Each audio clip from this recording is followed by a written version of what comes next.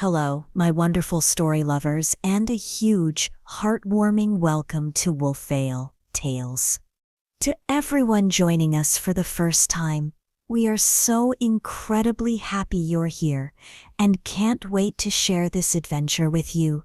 And to our cherished pack members returning for another tale, welcome back. It feels like having family settle in by the fire. Find a comfy spot, get cozy, and let the world fade away for a little while. The story we have for you tonight is one filled with secrets, undeniable chemistry, and a love that was destined to change everything. Get ready to lose yourself in My Fake Fiancé. Next door is the secret Alpha King. I promise you, every single moment is worth it. The journey these characters take is breathtaking, and you will absolutely want to be there for the powerful, emotional ending. Trust me on this one. Thank you so much for being here with us. Now let's begin. The air on Thea's porch was thick with the promise of violence.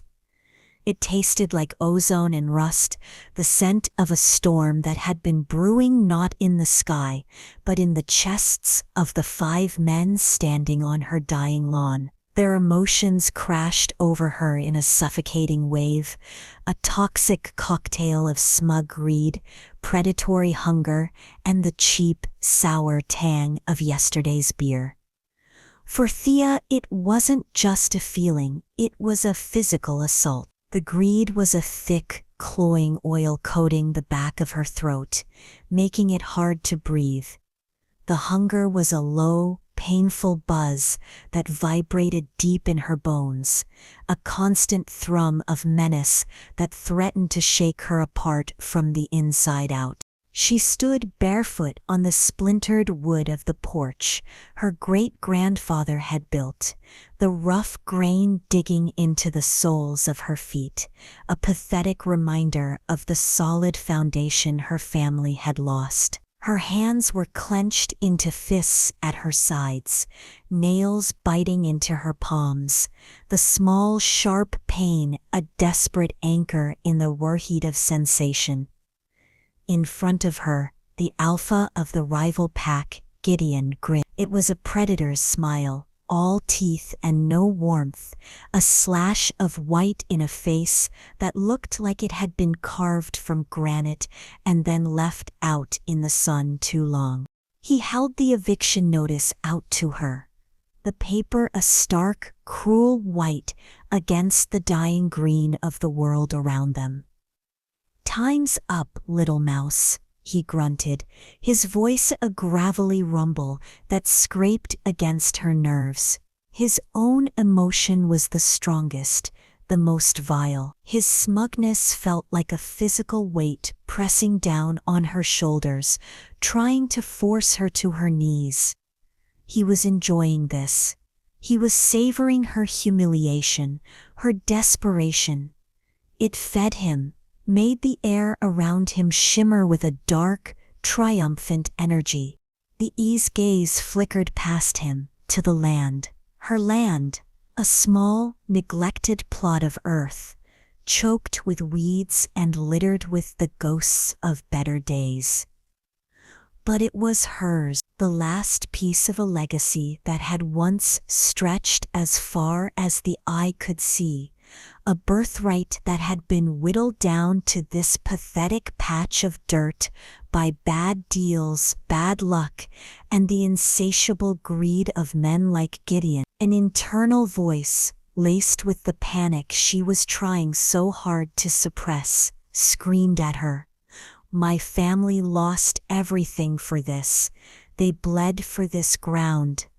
I can't be the one who fails them. I can't be the one to let it go." She would do anything to stop this. Anything.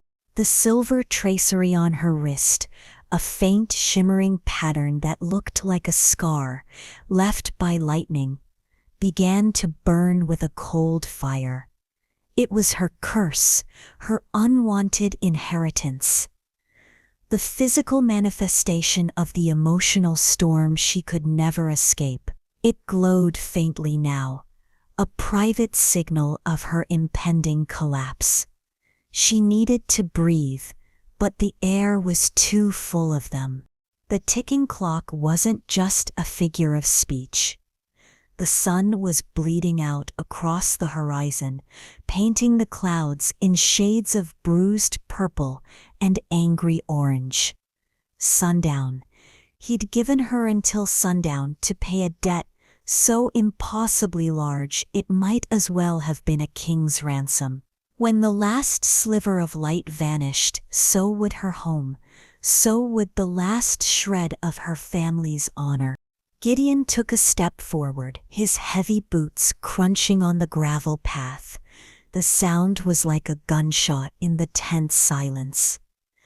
"Don't make this harder than it needs to be," he said, his voice dropping into a low, threatening growl. "Just walk away, start over somewhere else." The eased chin jutted out, a reflexive act of defiance from a spirit that refused to be completely broken. "This is my home," she whispered, her voice tight and thin, almost stolen by the wind. Gideon laughed, a short, ugly bark. "It was your home, now it's mine." He reached for her, his thick fingers aiming for her arm, and in that moment a wave of pure, unadulterated terror washed through Thea. It was so potent, so absolute, it nearly buckled her knees. But it wasn't her terror. It was the fear of the rabbit cornered by the fox, the primal dread of the prey animal about to be devoured. It was the collective fear her family had felt as they lost everything, a generational trauma that lived in her blood. The silver on her wrist flared, a sudden sharp pulse of icy pain, and then a voice cut through the chaos. "That's far enough, Gideon." The voice was calm, deceptively calm. It wasn't loud, but it sliced through the oppressive atmosphere like a blade of clean, cold steel. It was deep and resonant, with a quality that seemed to vibrate not in the air, but in the very marrow of her bones. And, for the first time all day, the suffocating wave of emotions receded. It didn't vanish, but it pulled back, as if held at bay by an invisible dam. The oily greed, the buzzing hunger, the crushing smugness, they were all still there, but they were suddenly distant, muted. For the first time in hours, Thea could take a breath that didn't feel like she was inhaling poison. She turned her head, her movement stiff, almost robotic. Standing at the edge of her property line, leaning against the ancient oak that marked the border with the neighboring lot, was Rhys, her new neighbor, the quiet, enigmatic writer who had moved in a month ago, a man who kept to himself, whose own emotional signature was a placid, unreadable pool of calm. He was dressed simply, in a worn pair of jeans and a plain gray t-shirt that did little to hide the lean, powerful lines of his body. He wasn't as broad as Gideon, not as overtly muscular as the thugs behind him, but there was a stillness in him, a coiled intensity that made him seem infinitely more dangerous.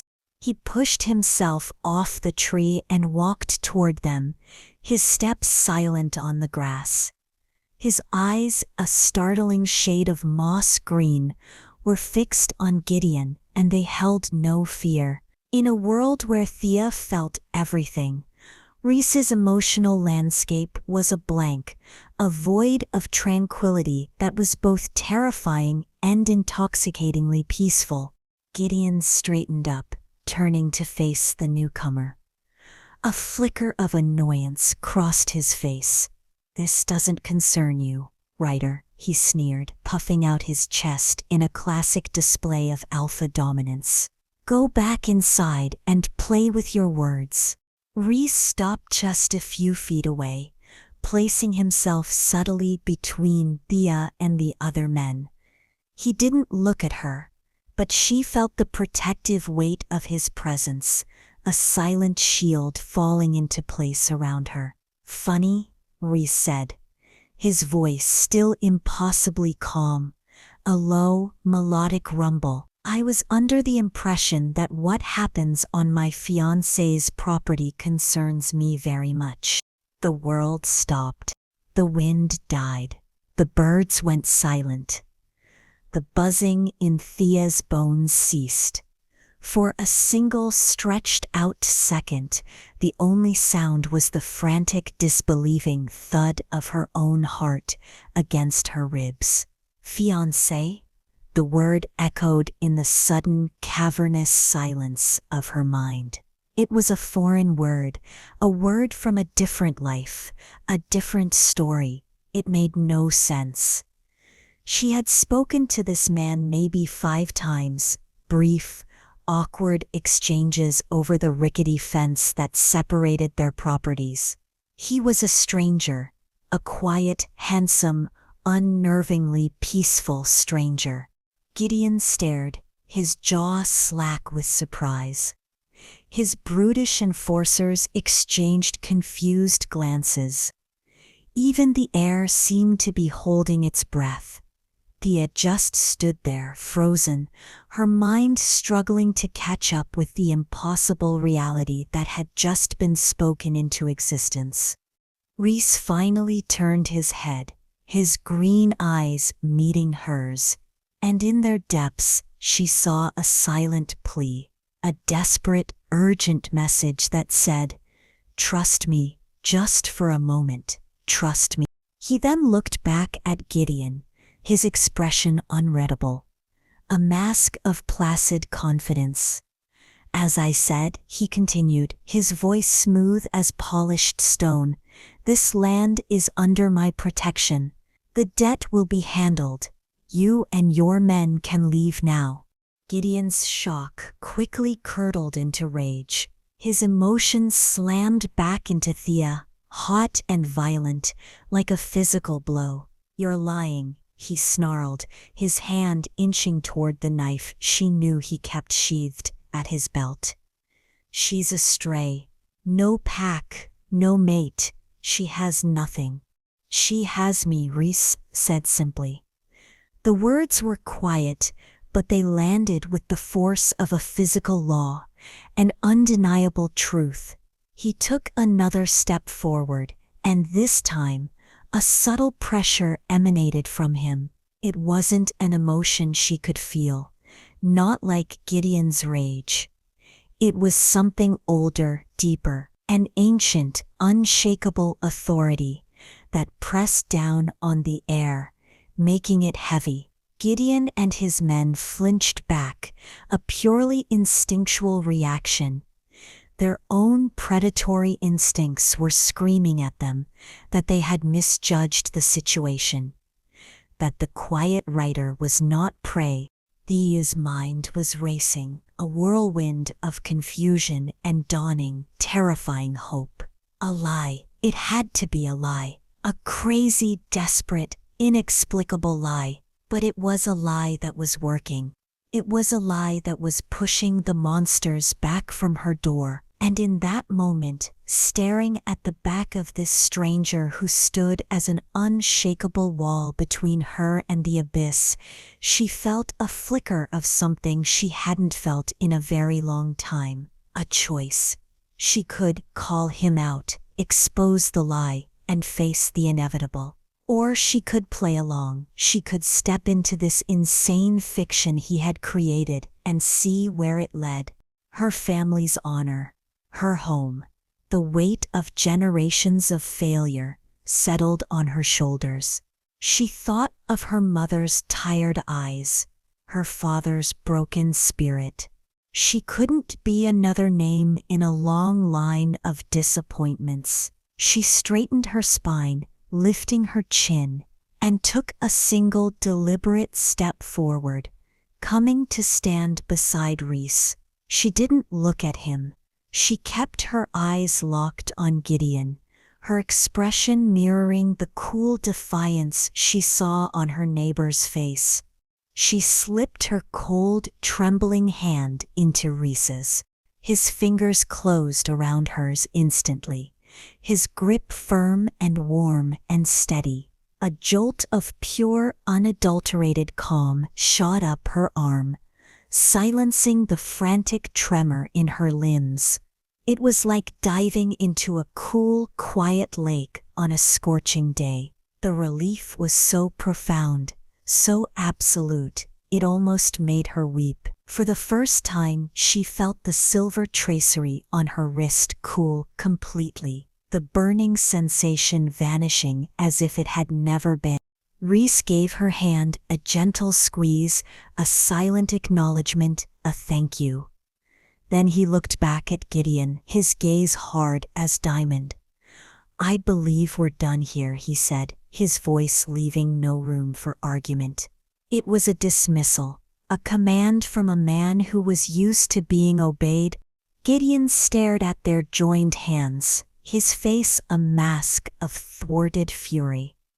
The raw power dynamic had shifted so completely, so irrevocably, that there was nothing he could do. To challenge Rhys now, with Thea standing in silent agreement beside him, would be to risk a war he suddenly seemed unsure he could win.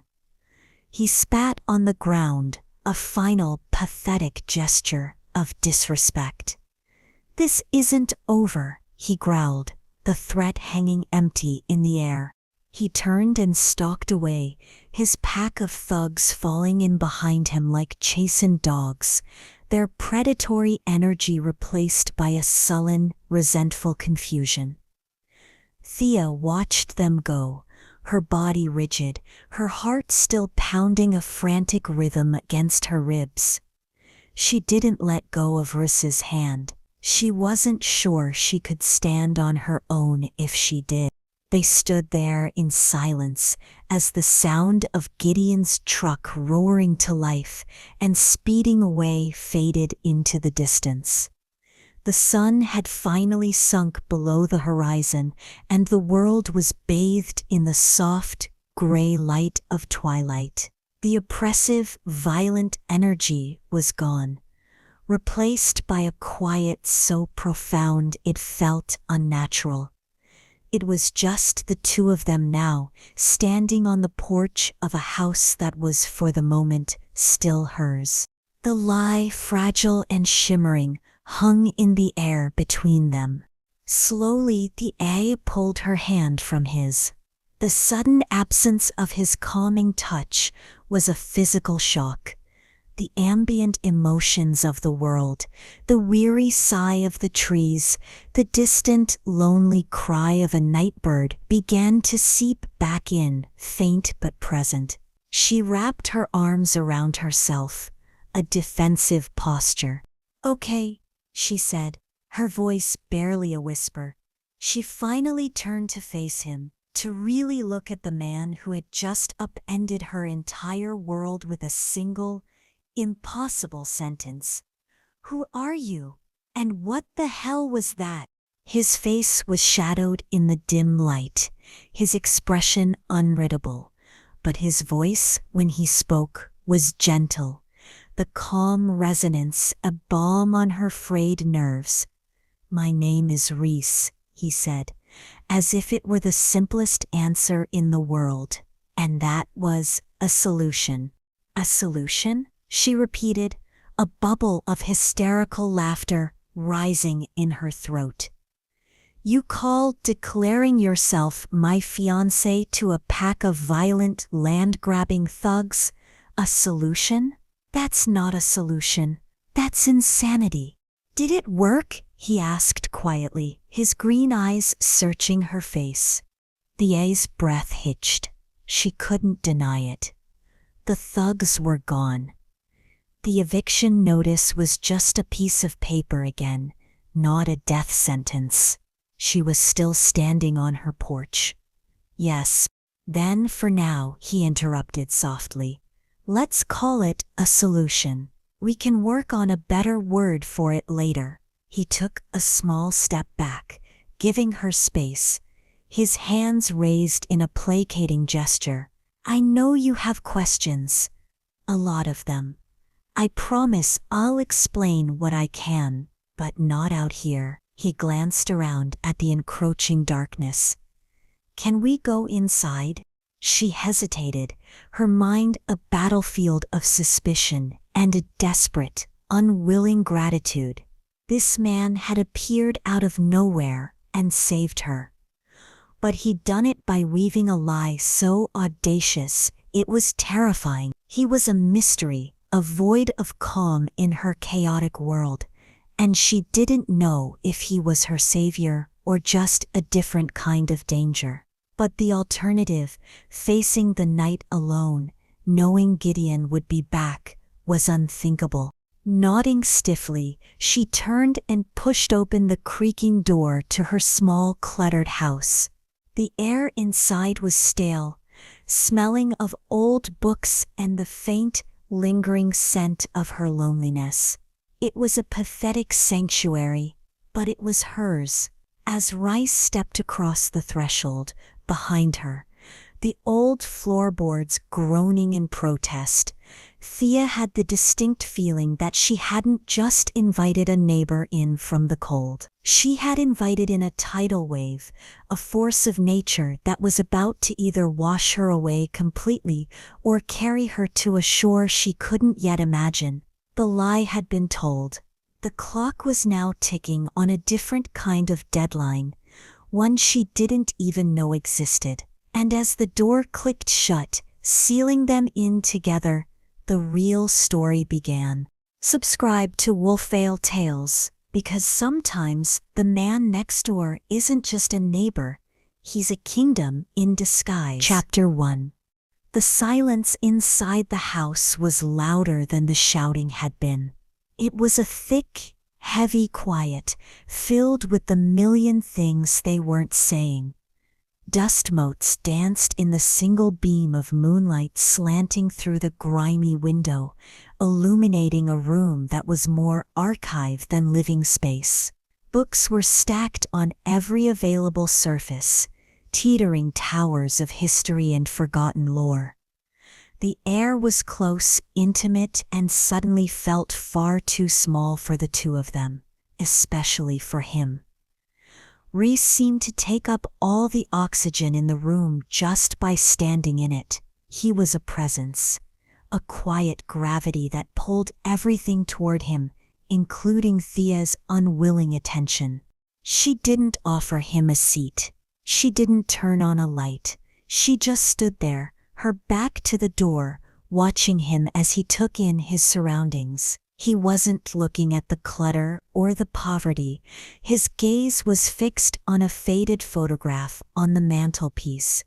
A young, smiling couple, their faces full of a hope that now seemed like a cruel joke. Her parents, a sharp, protective anger flared in Thea's chest. This was her space, her history, her failure.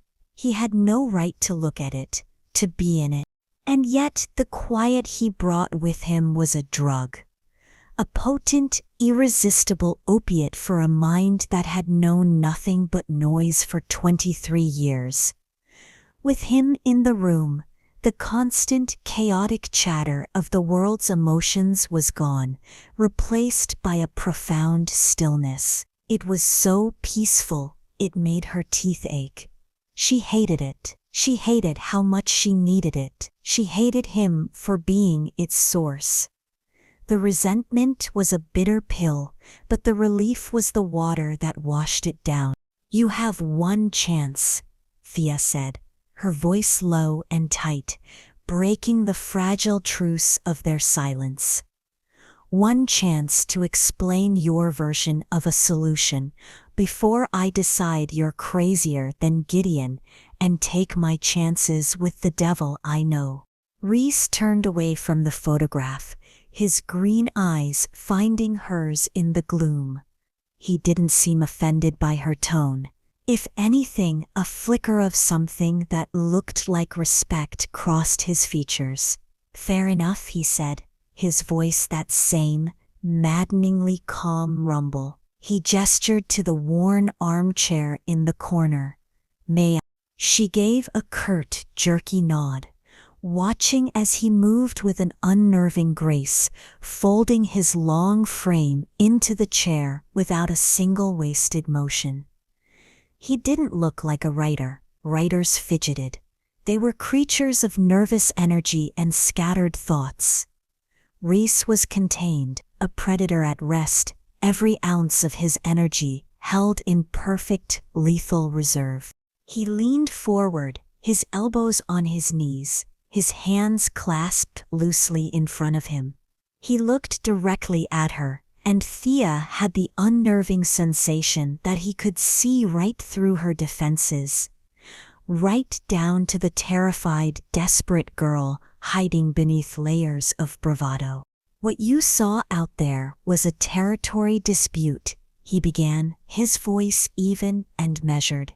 "Gideon's pack is expanding. They absorb smaller territories, weaker bloodlines. It's the old way, the brutal way." The Fiat bristled. "I am not weak." "No," Rhys agreed immediately, his gaze unwavering. "You're not. You're alone. There's a difference. In our world, strength is in the pack. In alliances, you have none." And Gideon knew it. Every word was true, and every truth was a small, sharp cut. She wrapped her arms tighter around herself. "Get to the point," she snapped. "What does any of that have to do with you pretending to be my fiancé?" "My family," he said, choosing his words with surgical precision, "belongs to a very old, very powerful alliance.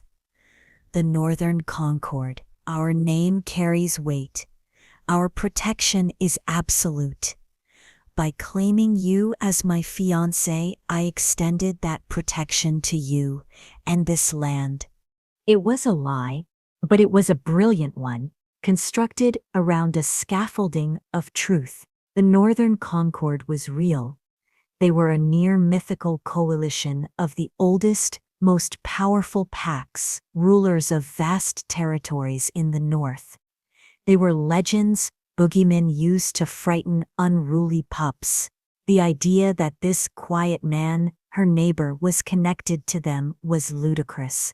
But it wasn't impossible. "Your family," Thea scoffed, a bitter laugh escaping her. "You move into a rundown cabin on the edge of nowhere a month ago, and you want me to believe you're part of some great and powerful pack? Why are you here then? Why aren't you up north, living in luxury?" Here it was, the flaw in his story, the part where the lie would unravel. Rhys didn't flinch. He held her gaze, and for a fleeting moment, a shadow of profound weariness, of a loneliness so deep it was almost black, moved in his eyes. It was the first genuine emotion she had felt from him, and it struck her with the force of a physical blow. "Alliances require sacrifice," he said, the shadow vanishing as quickly as it appeared, replaced by his mask of calm. "My pack needed to establish a foothold in this region, to watch the movements of groups like Gideon's. It was my turn to serve, to live quietly, to observe, to be invisible. Envoy in exile, you could say. My presence here was meant to be a secret, one you forced me to compromise tonight." He let that hang in the air, a subtle, effective barb of guilt. Thea's mind raced, trying to poke holes in the new layer of his fiction. It made a kind of sense, a twisted, paranoid, wolf politics kind of sense. An alliance sending a scout, a sleeper agent, to live on the fringes. It was plausible enough to not be immediately dismissible, and it explained his secrecy, his isolation. But it didn't explain the feeling. It didn't explain the drug-like quiet he projected. It didn't explain why, when he touched her, the inferno in her own soul had been doused, and the engagement she pressed, pacing the small space between them like a caged animal. Why that? Why not just say you were an ally? Why a word that binds us together? Because an alliance can be debated, Rhys answered smoothly. Territory lines can be redrawn. But a mating claim, even a promised one, that is sacred. It is absolute. No alpha with any sense of self-preservation would challenge a claim made by a member of the Concord. It would be suicide. It was the only thing I could say that would make Gideon back down without a fight. It was the only word that would guarantee your immediate safety. He was good. He was very, very good. His logic was a fortress, each statement a carefully placed stone. And yet, "You're lying," she whispered, stopping her pacing to stare at him. "I don't know how or why, but you are." He cocked his head, a genuine flicker of curiosity in his eyes. "What makes you so certain?" "Because," she said, her voice dropping, "I know what lies feel like. They're slimy. They're evasive. They feel like Gideon's greed.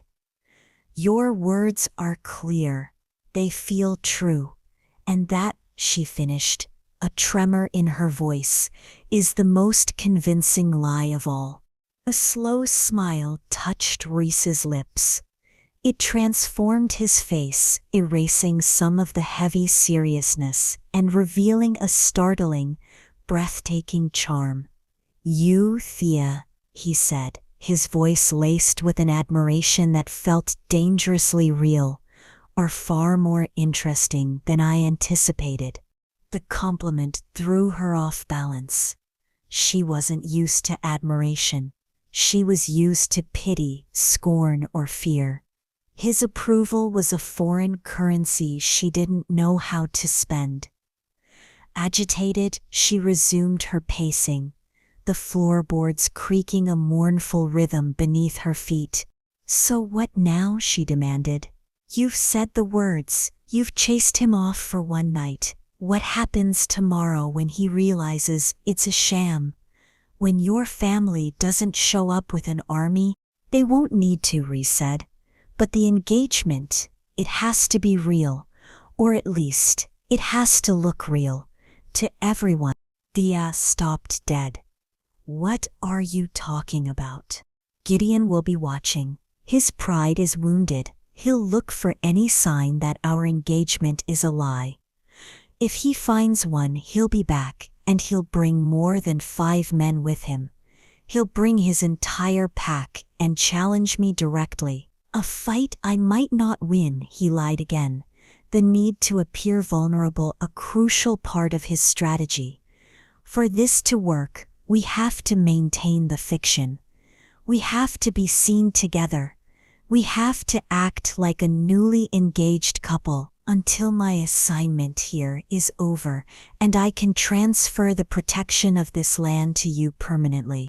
It was a trap, a gilded cage baited with her own survival.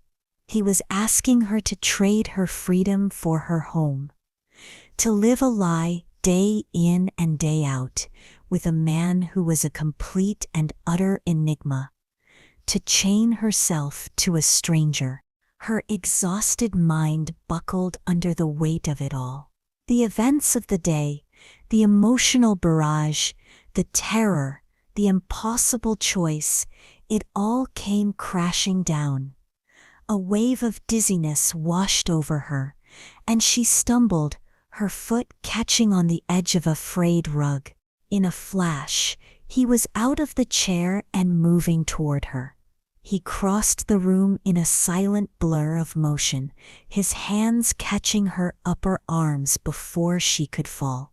"Easy," he murmured, his voice close to her ear, a deep vibration that resonated through her entire body. The contact was electric, 1,000 times more potent than when they'd held hands. His touch wasn't just calming, it was anchoring. The frantic buzzing energy that always hummed beneath her skin simply ceased, gone. In its place was a profound, bottomless well of peace. His scent filled her senses, a clean, wild smell of pine needles, cold mountain air, and something else. Something uniquely him, something that felt like coming home. She leaned into him, her forehead resting against his chest, her body instinctively seeking more of that incredible quiet. She could hear the slow, steady beat of his heart beneath her ear, a rhythm that was as calm and unshakable as the rest of him. For a few precious seconds, she allowed herself to feel safe, completely, utterly safe. The silver tracery on her wrist, which had been dormant, suddenly pulsed with a soft, warm, silvery light, visible in the gloom of the room. It wasn't a flare of pain or distress this time. It was a gentle, contented hum, a quiet response to his proximity.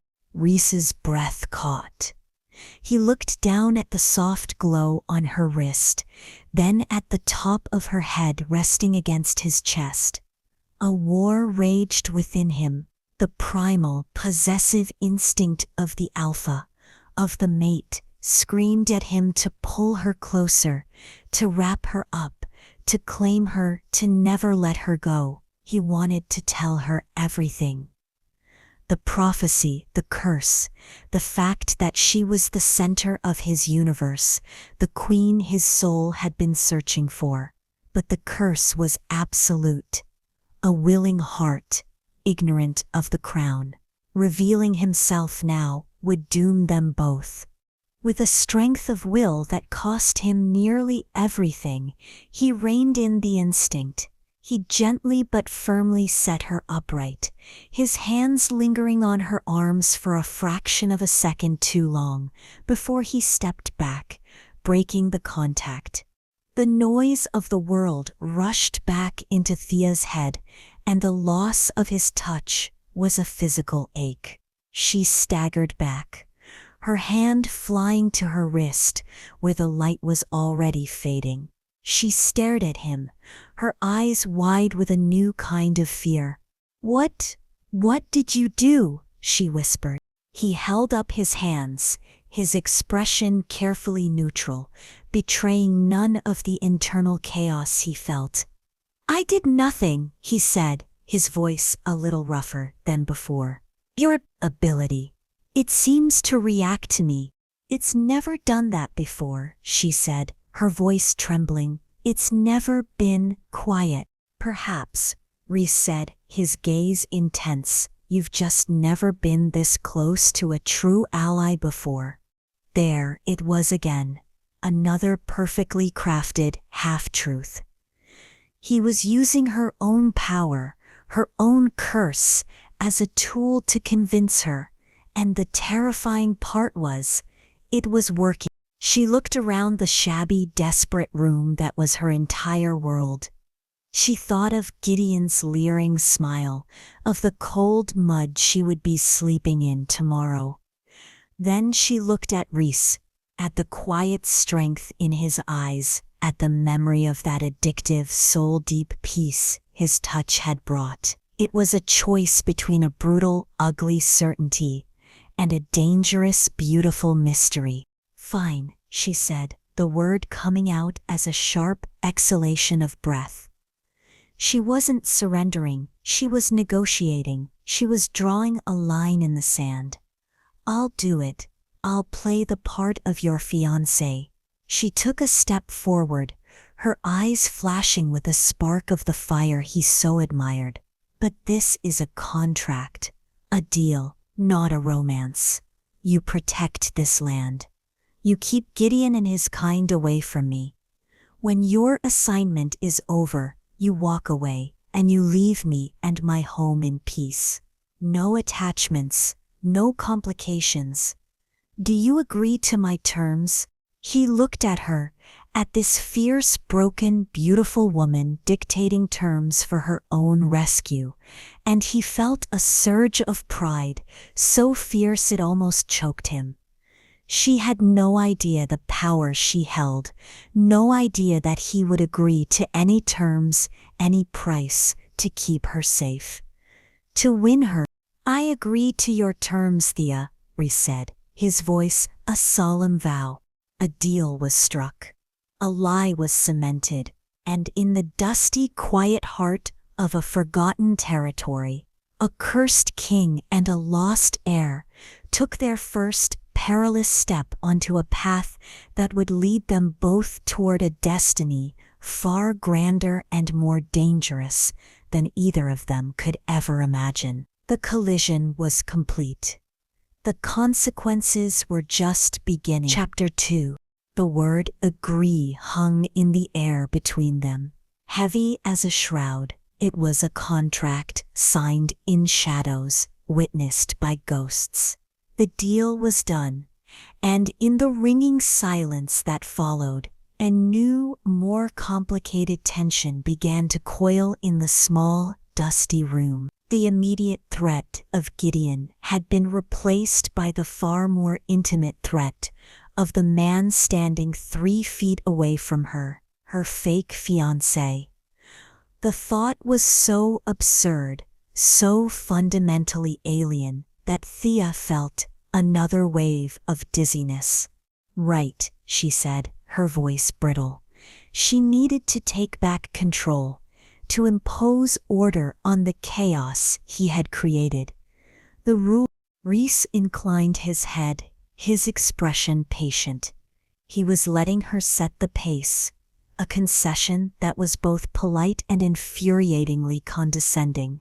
"Rules," he repeated, his voice a neutral hum. "Rule 1, Thea began, her voice gaining a sliver of strength as she took charge. "You sleep there." She pointed a trembling finger at the lumpy, faded sofa, a relic from her grandmother's time. "It's not an armchair, but it's not the floor. Consider it a perk of your new position." A ghost of a smile touched his lips. "Acceptable." Rule 2. We are not friends. We are not partners. We are parties to a business arrangement. You are the security. I am the client. We maintain a professional distance. "Understood," he said, though the look in his eyes, a deep, searching gaze that seemed to miss nothing, felt anything but distant. "And Rule 3, she finished, her voice dropping, "you do not touch me, ever. Unless it's part of the act, for public consumption. What happened a minute ago, that doesn't happen again." She couldn't afford that quiet.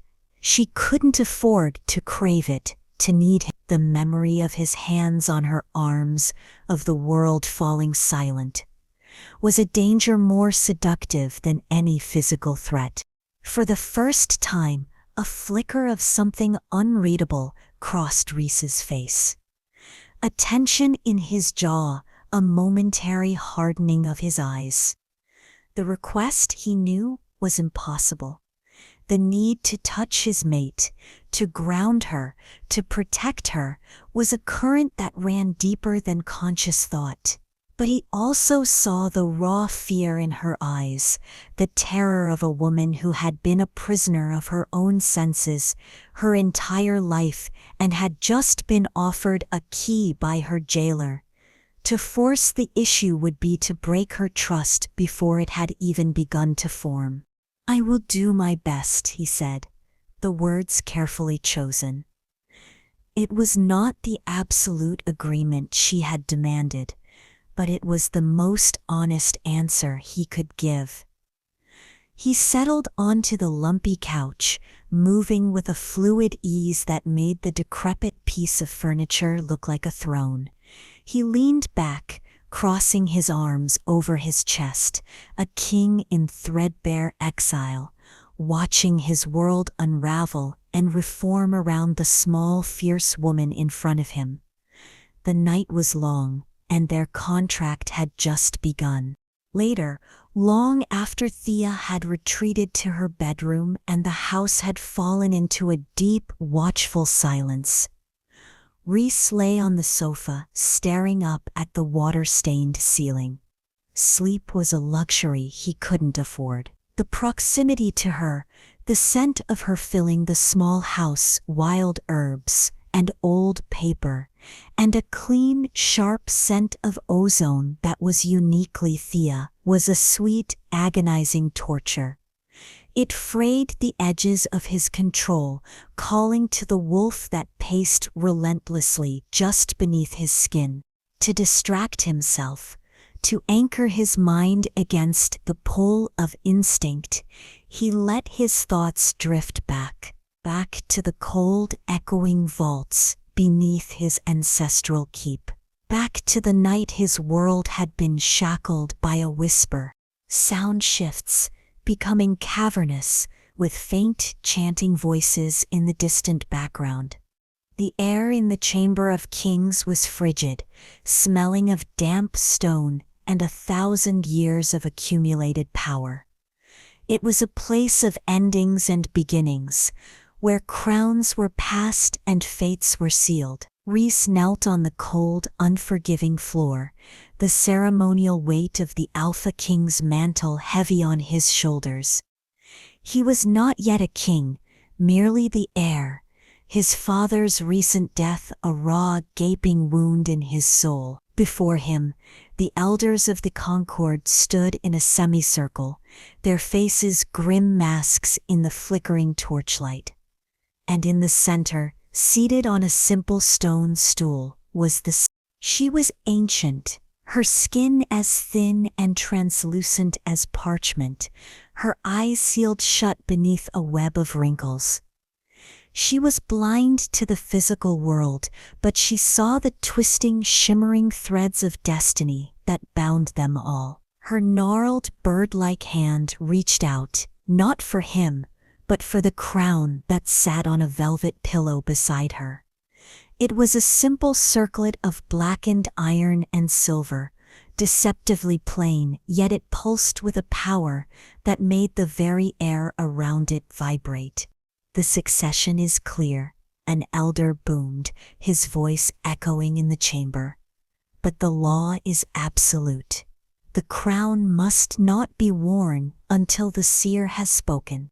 The seer's hand finally settled on the crown.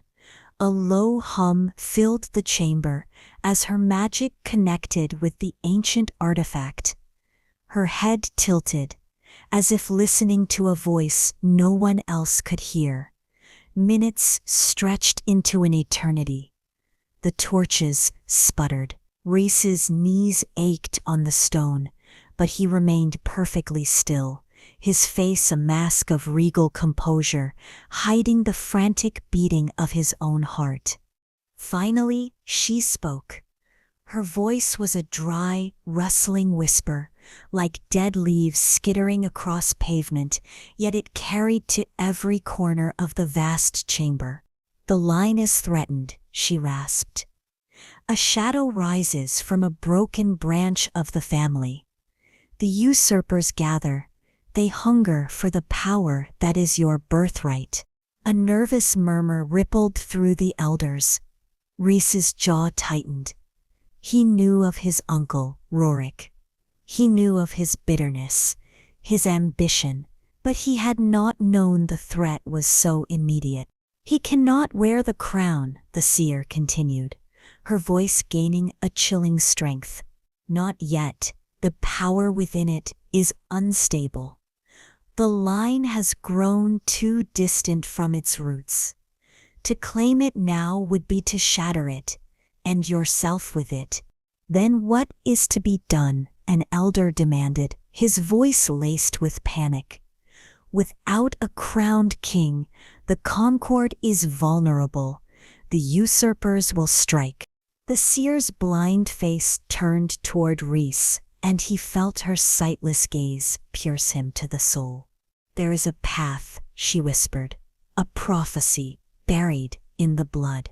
The crown's power can only be anchored by its other half, by the soul it was forged to join, the Luna, his fated mate."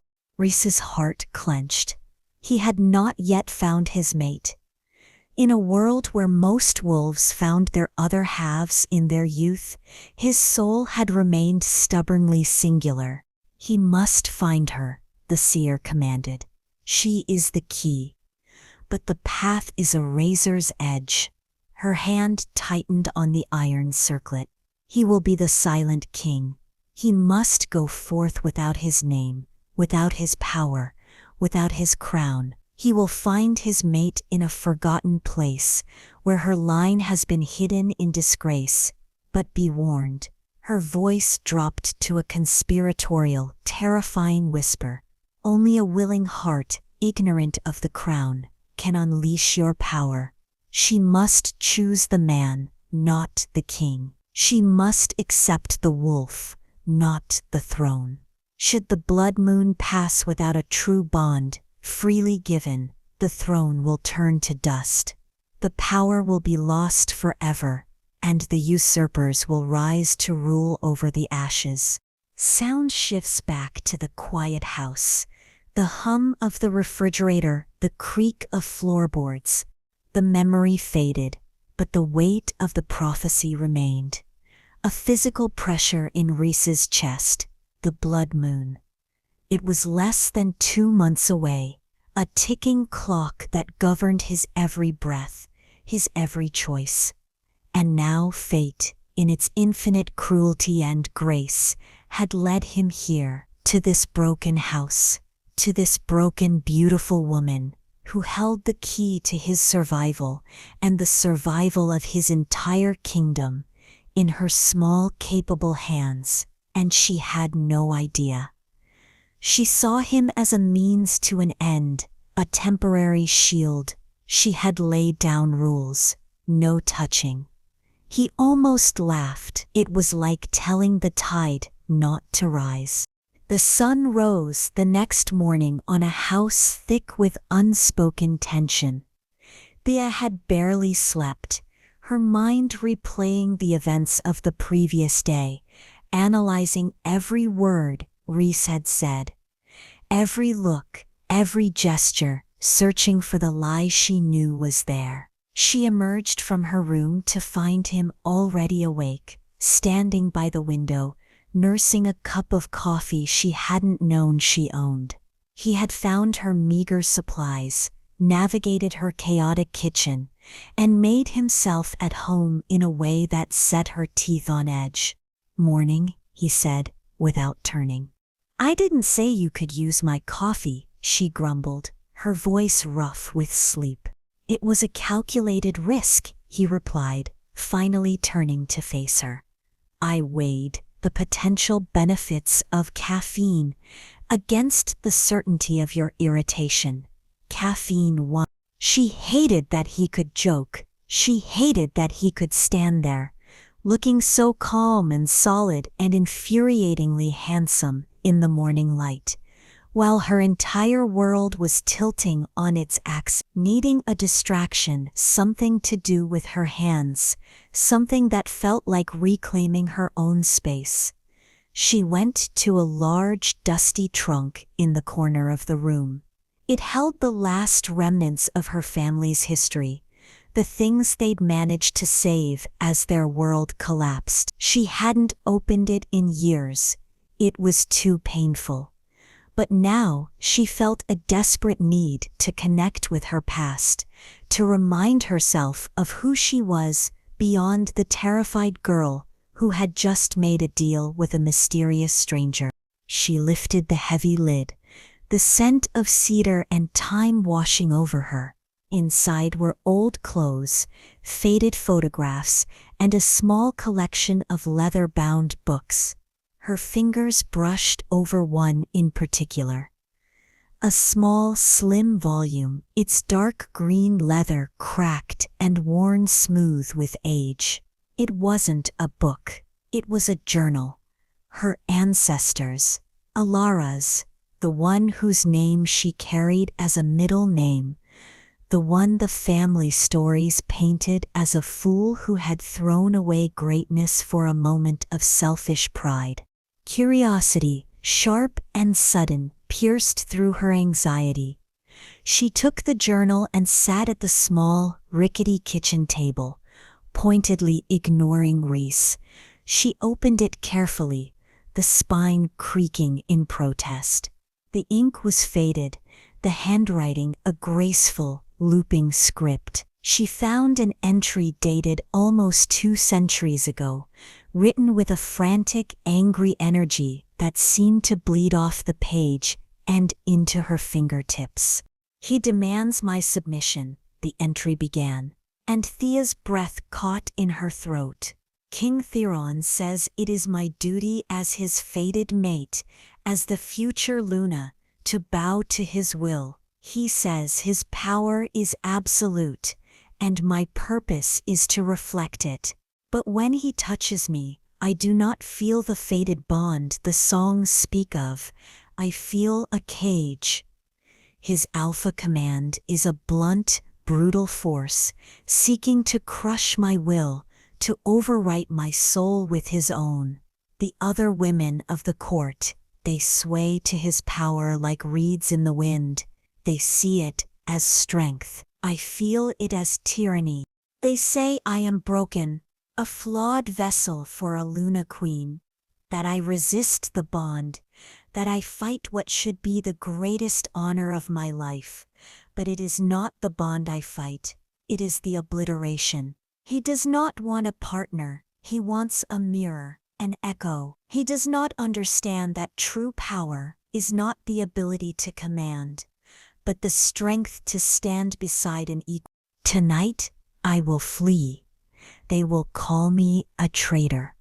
They will say I disgraced our bloodline, that I abandoned my duty. They will erase me from the histories, but I will not be a king's beautiful empty cage. I will be free, and I will pray that somewhere, down the long line of my blood, a daughter will be born who understands that a wolf who cannot stand on her own 4 feet is not a wolf at all. Thea stared at the page, her heart hammering against her ribs. The words resonated with a truth so profound it shook her to her core. A cage, a blunt, brutal force. The ability to stand beside an equal. This wasn't the story she had been told. This wasn't a story of disgrace. It was a story of defiance, of strength. Her ancestor hadn't been a fool. She had been a rebel, and this unique resistance to an overwhelming alpha command, it was in her blood. It was why she had been able to look Gideon in the eye. It was why Rhys's quiet authority felt so different, so strange. He wasn't trying to command her. He was inviting her. From across the room, Rhys watched her. He had researched her bloodline, of course. He had known the official story of the disgraced Alara. But he had also accessed the Concord's deepest, most secret archives, and he knew the truth. He knew she was descended from the one Luna in history who had rejected her fated mate, a tyrannical king whose lust for power had nearly torn the werewolf world apart. He knew that this bloodline carried a unique, near-mythical immunity to corrupt alpha influence. And watching Thea now, seeing the proud, defiant tilt of her chin, he finally understood. The prophecy wasn't just about finding his mate.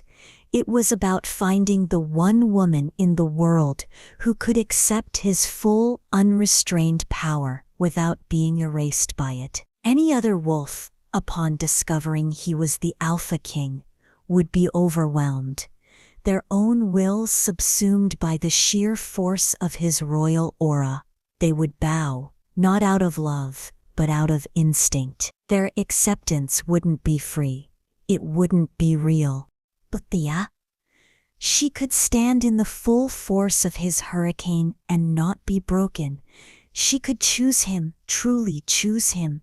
She was not just the key to the prophecy. She was its entire purpose. The pressure of it all, the weight of her family's secret history, the intensity of Rhys's gaze, the lack of sleep, it all became too much. The ever-present buzz of outside emotions, which had been held at bay, began to creep back in. A wave of anxiety from a neighbor worried about finances, a spike of anger from a driver down the road. It was 1,000 tiny needles pricking at her mind. The air grew thick, her breath hitched. The silver tracery on her wrist began to burn, a familiar prelude to a full-blown attack. "No," she whispered, squeezing her eyes shut, "not now." But it was too late. The dam broke. The world rushed in, a tidal wave of raw, unfiltered emotion, pain, fear, loneliness, rage. It slammed into her, a cacophony that had no sense, no context, only volume. A strangled cry escaped her lips, and she pressed her palms to her temples, trying to hold her skull together. The silver on her wrist flared, glowing with a bright, panicked light. Rhys was by her side in an instant, his earlier promise of no touching forgotten in the face of her obvious agony. "Thea," he said, his voice sharp with concern. "Breathe. Focus on my voice." But she couldn't. She was drowning. This was the worst it had been in years. He saw the frantic, terrified look in her eyes, the sheer torment she was enduring, and he made a choice. The logical, strategic part of his brain screamed at him to maintain his distance, to use his calming aura as a blunt instrument, like he always did. But the man, the mate, who had watched her read her ancestors' words with such fierce pride, couldn't do it. A contract built on lies and control would never forge the true bond he needed. He needed her to trust him. Not the persona, him. He knelt in front of her, taking her hands in his. Her skin was cold, clammy. Her whole body was trembling. "Thea, look at me," he commanded, his voice gentle but firm. Her wild eyes met his. "I'm going to stop it," he said, "but I need you to let me in. Don't fight it." And then he did something he had never done with anyone before. He lowered his shields. Not just the physical ones that dampened her power, but the deep, personal, mental walls that guarded his own soul. He opened a channel between them, a deliberate act of profound vulnerability. And he let her feel it. For the Thea, the chaotic storm of outside emotions vanished in an instant, replaced by a single, overwhelming, colossal presence. It was Rhys, not the calm, placid writer. The real Rhys. And it was terrifying and beautiful and heartbreaking all at once. She felt the crushing, soul-deep weight of his responsibility, the feeling of an entire kingdom resting on his shoulders. She felt the gnawing, desperate terror of the ticking clock, the blood moon a looming executioner's axe in his mind. She felt the aching, cavernous loneliness of a man who had been hiding for so long he was starting to forget who he truly was.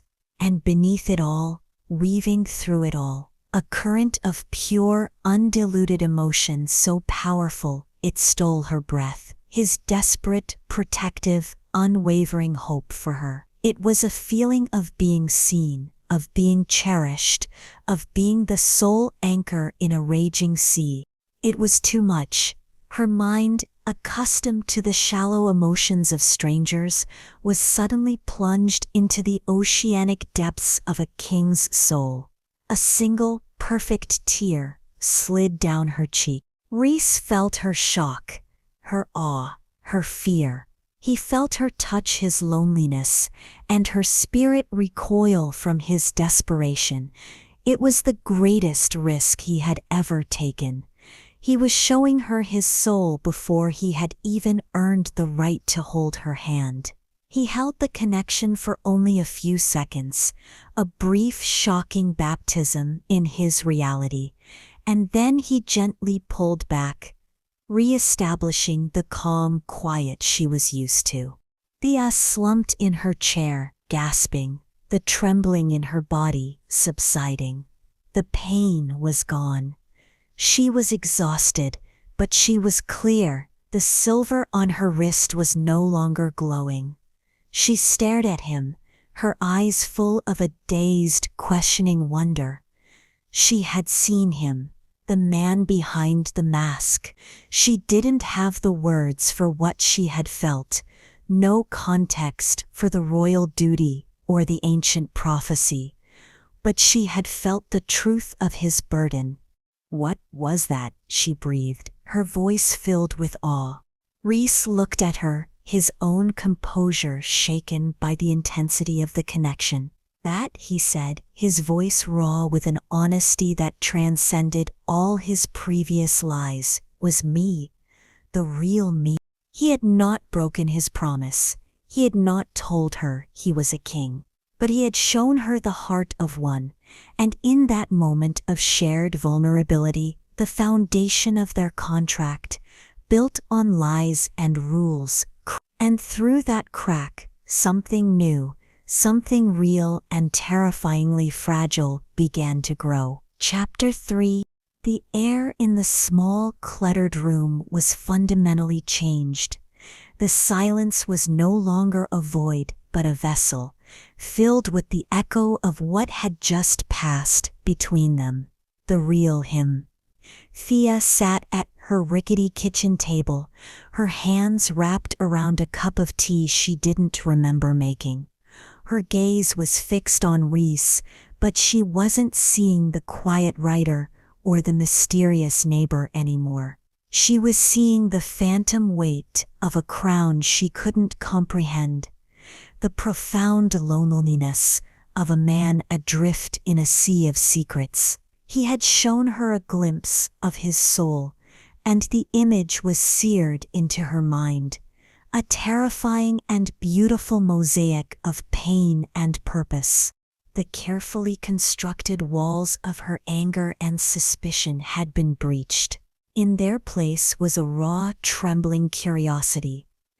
The questions she wanted to ask now were different. They were no longer about pack alliances and territory disputes. They were deeper. What are you so afraid of? Why are you so alone? But she couldn't ask. The intimacy of what he had shared was too new, too fragile. To probe it would be to shatter it. Rhys pushed himself up from the sofa, moving with a renewed sense of urgency.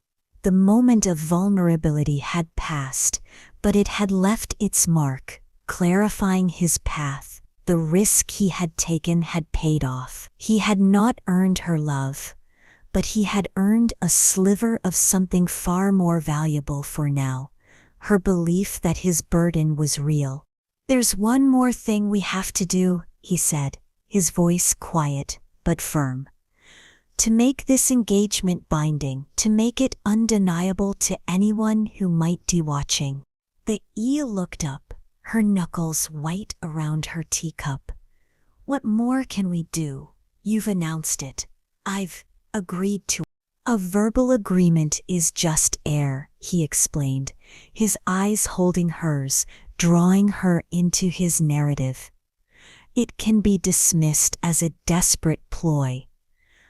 To make a claim of this magnitude hold, especially one connected to my family, it needs to be witnessed. Not by people, but by something It needs to be sealed by the old magic. A shiver traced its way down Thea's spine. The old magic, most wolves paid it lip service. Stories told around campfires, but few truly believed in its tangible power anymore. Yet she had a glowing tracery on her wrist and had just felt a man's soul through a simple touch. Her world was already steeped in things she couldn't explain. "And where do we find this old magic?" she asked, her voice laced with a skepticism that didn't quite reach her eyes. "You've been living on top of it," he replied. "The stone circle at the edge of your property. You must have seen it." She had. A cluster of weathered, moss-covered monoliths, half swallowed by the woods. A place she had always avoided. It felt heavy, ancient. A place that did not belong to her, or to this time. "It's just a ruin." "No," Rhys corrected gently. "It's a locus, a place where the veil between the physical world and the energies that shape it is thin. The stones don't create magic, they amplify what is brought to them. They record vows, they witness bonds. If we formalize our engagement there, the claim will be etched into the very fabric of this land. No one will be able to dispute it." His explanation was a perfect blend of truth and fiction. The circle was a locus of power. It did amplify intent. But he wasn't looking to create a record for Gideon. He was looking to forge the first real link of the fated bond the prophecy demanded. A bond the magic of that place would eagerly help solidify. The Aya thought for a long moment. The memory of his emotions, that crushing, terrifying burden, was still fresh. Whatever he was running from, whatever he was fighting, it was real. And if this ritual was what he needed to maintain his shield, and by extension hers, "Fine," she said, her voice barely a whisper. "Let's go seal the deal." The walk to the stone circle was a journey into another world.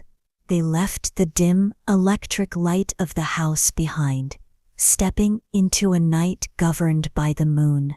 A sliver of a crescent hung in the inky sky, casting long, distorted shadows that danced like specters at the edge of their vision. Rhys led the way, navigating the overgrown path with an eerie, silent confidence, as if he had walked it 100 times before. As they moved deeper into the woods, the mundane sounds of the world began to fall away. The distant hum of the highway vanished. The chirp of the crickets grew sparse, replaced by a profound listening silence. The air grew cooler, heavier, smelling of damp earth, decaying leaves, and something else. A clean, electric scent like the air after a lightning strike. Thea could feel it on her skin, a low-level vibration, a thrum of dormant power that made the fine hairs on her arms stand on end. It was nothing like the chaotic, messy emotions of people. This was pure, ancient, neutral. It didn't demand anything of her. It simply was. And then they were there. It was a clearing bathed in soft, ethereal moonlight. 9 massive stones, each twice the height of a man, stood in a rough circle, their surfaces covered in a thick carpet of moss that seemed to drink the darkness. Faint, silvery runes, invisible in daylight, pulsed with a soft, internal luminescence, their light rising and falling in time with a slow, silent heartbeat. In the center of the circle was a single, flat-topped stone, an altar stained with centuries of rain and ritual. The place felt sacred and wild, a cathedral built by a god who spoke in thunder and whispers.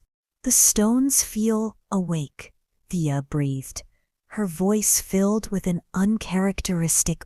"They are," Rhys confirmed, his voice a low murmur that seemed to blend with the hum of the place. "They are always listening." He walked to the center of the circle, his presence not disturbing the peace, but becoming part of it. He turned to face her, his features softened by the silvery glow of the runes. "The ritual is simple, a statement of intent, a vow. The stones will do the rest. They don't judge the words, Thea.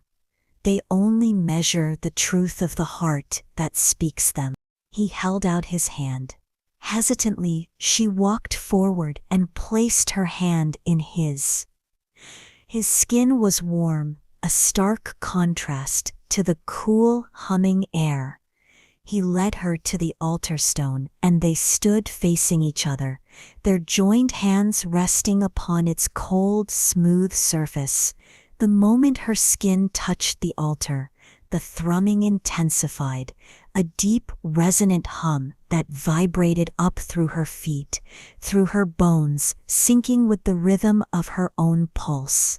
"You should speak first," Rhys said softly. "State your side of the bargain, what you are willing to accept."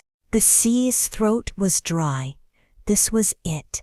The moment she formally shackled herself to this mystery, she took a deep breath, the magical air filling her lungs, clearing her head. She looked at Rhys, at his steady, waiting eyes, and she spoke, her voice clear and stronger than she expected. I, Thea, accept this bond," she began, the words feeling strange and heavy on her tongue. "I accept the protection of your name and your alliance. I agree to stand with you, to maintain this engagement for as long as our contract requires. I do this of my own free will, to protect my land and my life." As she spoke, she felt the magic of the circle respond. It swirled around her words, tasting the truth of them. It felt her desperation, her fear, and the fierce, stubborn pride that drove her to survive. But it also felt something else, something she wasn't consciously aware of. The flicker of trust she had begun to feel for the man in front of her. The magic seized upon that flicker, that tiny nascent seed of genuine connection, and held it fast. Then it was Rhys's turn.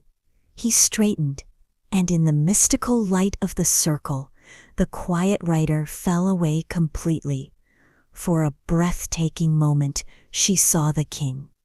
The power he kept so carefully contained radiated from him, a silent, magnificent aura of command and ancient authority. His grip on her hand tightened, and his voice, when he spoke, was a low, resonant vow that seemed to make the very stones around them tremble. "I, Rhys," he began, his green eyes burning into hers, "accept this bond. I pledge my strength, my name, my honor, and my life to your safety. I will be your shield against the darkness. I will be your sanctuary in the storm. From this night forward, your enemies, your home is my home. With this bond," his voice dropped, becoming thick with an emotion so powerful it was almost a physical force. "I bind my fate to yours, now and for all time." Every word was a lie, and every word was the absolute truth. He was not just pledging the protection of an alliance. He was pledging himself. He was speaking the sacred vow of a fated mate, a vow that would bind his soul to hers for eternity. And the ancient, listening magic of the stone circle knew it. It roared to life. He released her hand and reached into his pocket, pulling out a simple, unadorned silver ring. It gleamed in the moonlight, looking both new and impossibly old. "A symbol," he said, his voice husky, "to seal the vow, to show the world." He took her left hand, his fingers tracing the faint, silvery lines on her wrist before gently lifting her hand. His touch was electric, and the air crackled around them. Slowly, deliberately, he began to slide the silver ring onto her third finger. The moment the cold metal touched her skin, the world exploded. A silent shockwave of pure power erupted from the altar, sending a blast of wind outwards that rustled the leaves of the entire forest. The runes on the standing stones flared, burning with the intensity of white-hot stars, flooding the clearing with brilliant, blinding light. The humming in the ground became a deafening orchestral roar of pure magic, but the Thea barely noticed the external chaos. Because the real storm was happening inside her. The magic of the ring, amplified by the locus, acted as a conduit, a bridge, tearing down the last of the walls between them. It wasn't a glimpse this time, it was a She felt everything. The bone-deep weariness of his exile, the constant, gnawing fear of the usurpers hunting him, the immense crushing weight of a kingdom's hopes resting on his shoulders. She saw flashes of a cold, stone throne room, felt the icy weight of a phantom crown on his brow. It was a burden so vast, so absolute, it should have crushed her. But woven through it all was that other feeling, that fierce, unwavering, protective adoration for her. It was a shield, a buffer that surrounded his pain, protecting her from its sharpest edges. Rhys gasped, his own eyes squeezed shut. He was feeling her side of the bond with equal, devastating clarity. He felt the raw, scraping pain of her lifelong loneliness. He felt the sting of 100 slights, the ache of being an outcast. He felt the ferocious, desperate love she had for her broken patch of land, not as a territory, but as the last remnant of a family she adored.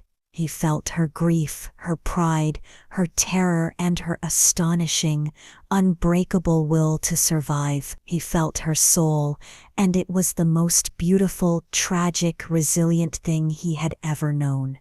In the heart of that magical, emotional whirlwind, their eyes met. They were no longer two strangers making a deal. They were two souls, stripped bare, laid open for the other to see.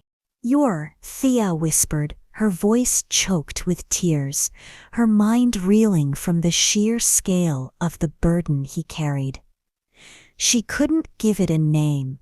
King, Alpha, Leader. It was simply a weight too vast for one person to bear. "You're terrified." His mask of calm was completely gone, his face a raw portrait of vulnerability and pain. He looked at her, and in his eyes she saw the reflection of her own soul, the only thing holding him together. "Only of losing you," he rasped. The words torn from the deepest part of him, a confession more intimate than any physical touch. The intensity of the magic began to recede. The light from the runes softened to a gentle pulse. The roar quieted to a low hum. The connection between them thinned, the flood of emotion receding to a manageable stream, but it didn't vanish. A permanent link had been forged. A thin, shimmering thread of light now connected his heart to hers. Thea looked down at the simple silver ring on her finger. It felt warm against her skin, a constant, gentle pressure. She felt different, calmer. The background noise of the world was still there, but it was muted, distant, as if she were listening to it from behind a thick pane of glass. And beneath it all, she could feel a constant, faint echo of him, his strength, his steadiness, his presence. She looked up at him, her mind struggling to reconcile the lie of their contract with the profound truth of what had just happened. "This is supposed to be fake," she said, the words trembling, a desperate attempt to cling to the simple, logical reality she had known just an hour ago. Rhys took a step closer, closing the small space that remained between them. The air was thick with their shared breath, with the scent of magic and jasmine and rain-soaked. He raised his hand, his fingers gently tracing the line of her jaw, his touch sending a shower of sparks across her skin. His eyes, dark and intense, searched hers, pleading with her to see what was right in front of them. "Is it?" he murmured, his voice a low, hypnotic caress. "Does any of this feel fake to you, Thea?" Chapter 4. His question hung in the charged air of the stone circle, a challenge that bypassed her mind and spoke directly to her soul. "Does any of this feel fake to you, Thea?" And the honest, terrifying answer was no. Nothing had ever felt more real. The solid weight of his hand against her jaw, the undeniable truth she had felt in the depths of his spirit, the warm, steady presence of the silver ring on her finger, they were all anchors in a world that had suddenly, shockingly, begun to make a terrifying kind of sense. The lie of their engagement had somehow become the vessel for a truth so profound it left her breathless. He saw the surrender in her eyes. The hard, brittle walls she had spent a lifetime building were crumbling to dust.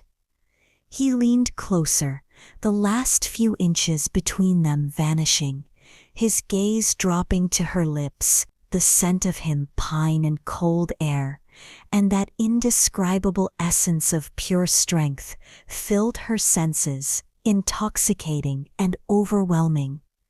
This was it, the culmination of the magic, the danger, the desperation, the moment where the contract would be consumed by the connection. Her lips parted slightly in anticipation.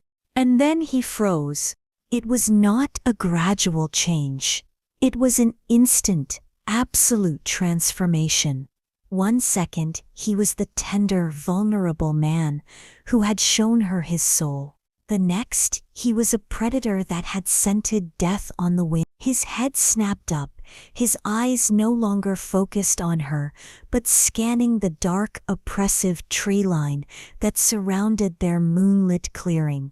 The hand on her jaw went from a caress to a hard, protective grip. His entire body became a rigid wall of coiled muscle, a living shield he instinctively placed in front of her. "What is it?" Thea whispered. The fragile, beautiful moment shattered into 1,000 pieces. The air, which had been humming with magic, now felt thick with a suffocating, rising dread. "Silence," Rhys breathed.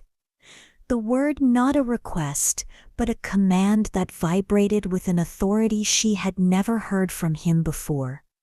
He pushed her gently but firmly behind him, toward the solid, unyielding mass of the central altar stone. "Stay behind me, do not move." The night, which had felt sacred and ancient, now felt menacing. The shadows between the trees were no longer empty, they were watching. A low, guttural laugh echoed from the darkness, a sound scraped raw with malice and contempt. Well, a familiar voice sneered, dripping with venomous satisfaction. "Look what we have here. A secret wedding? I knew you were lying." Gideon stepped out from behind a massive oak, and he wasn't alone. His pack, a dozen wolves in their human forms, fanned out, their movements a coordinated, predatory dance, forming a loose, inescapable circle around the perimeter of the stones. Their collective emotions slammed into Thea, a greasy, triumphant wave of bloodlust and cruelty. But this time, something was different.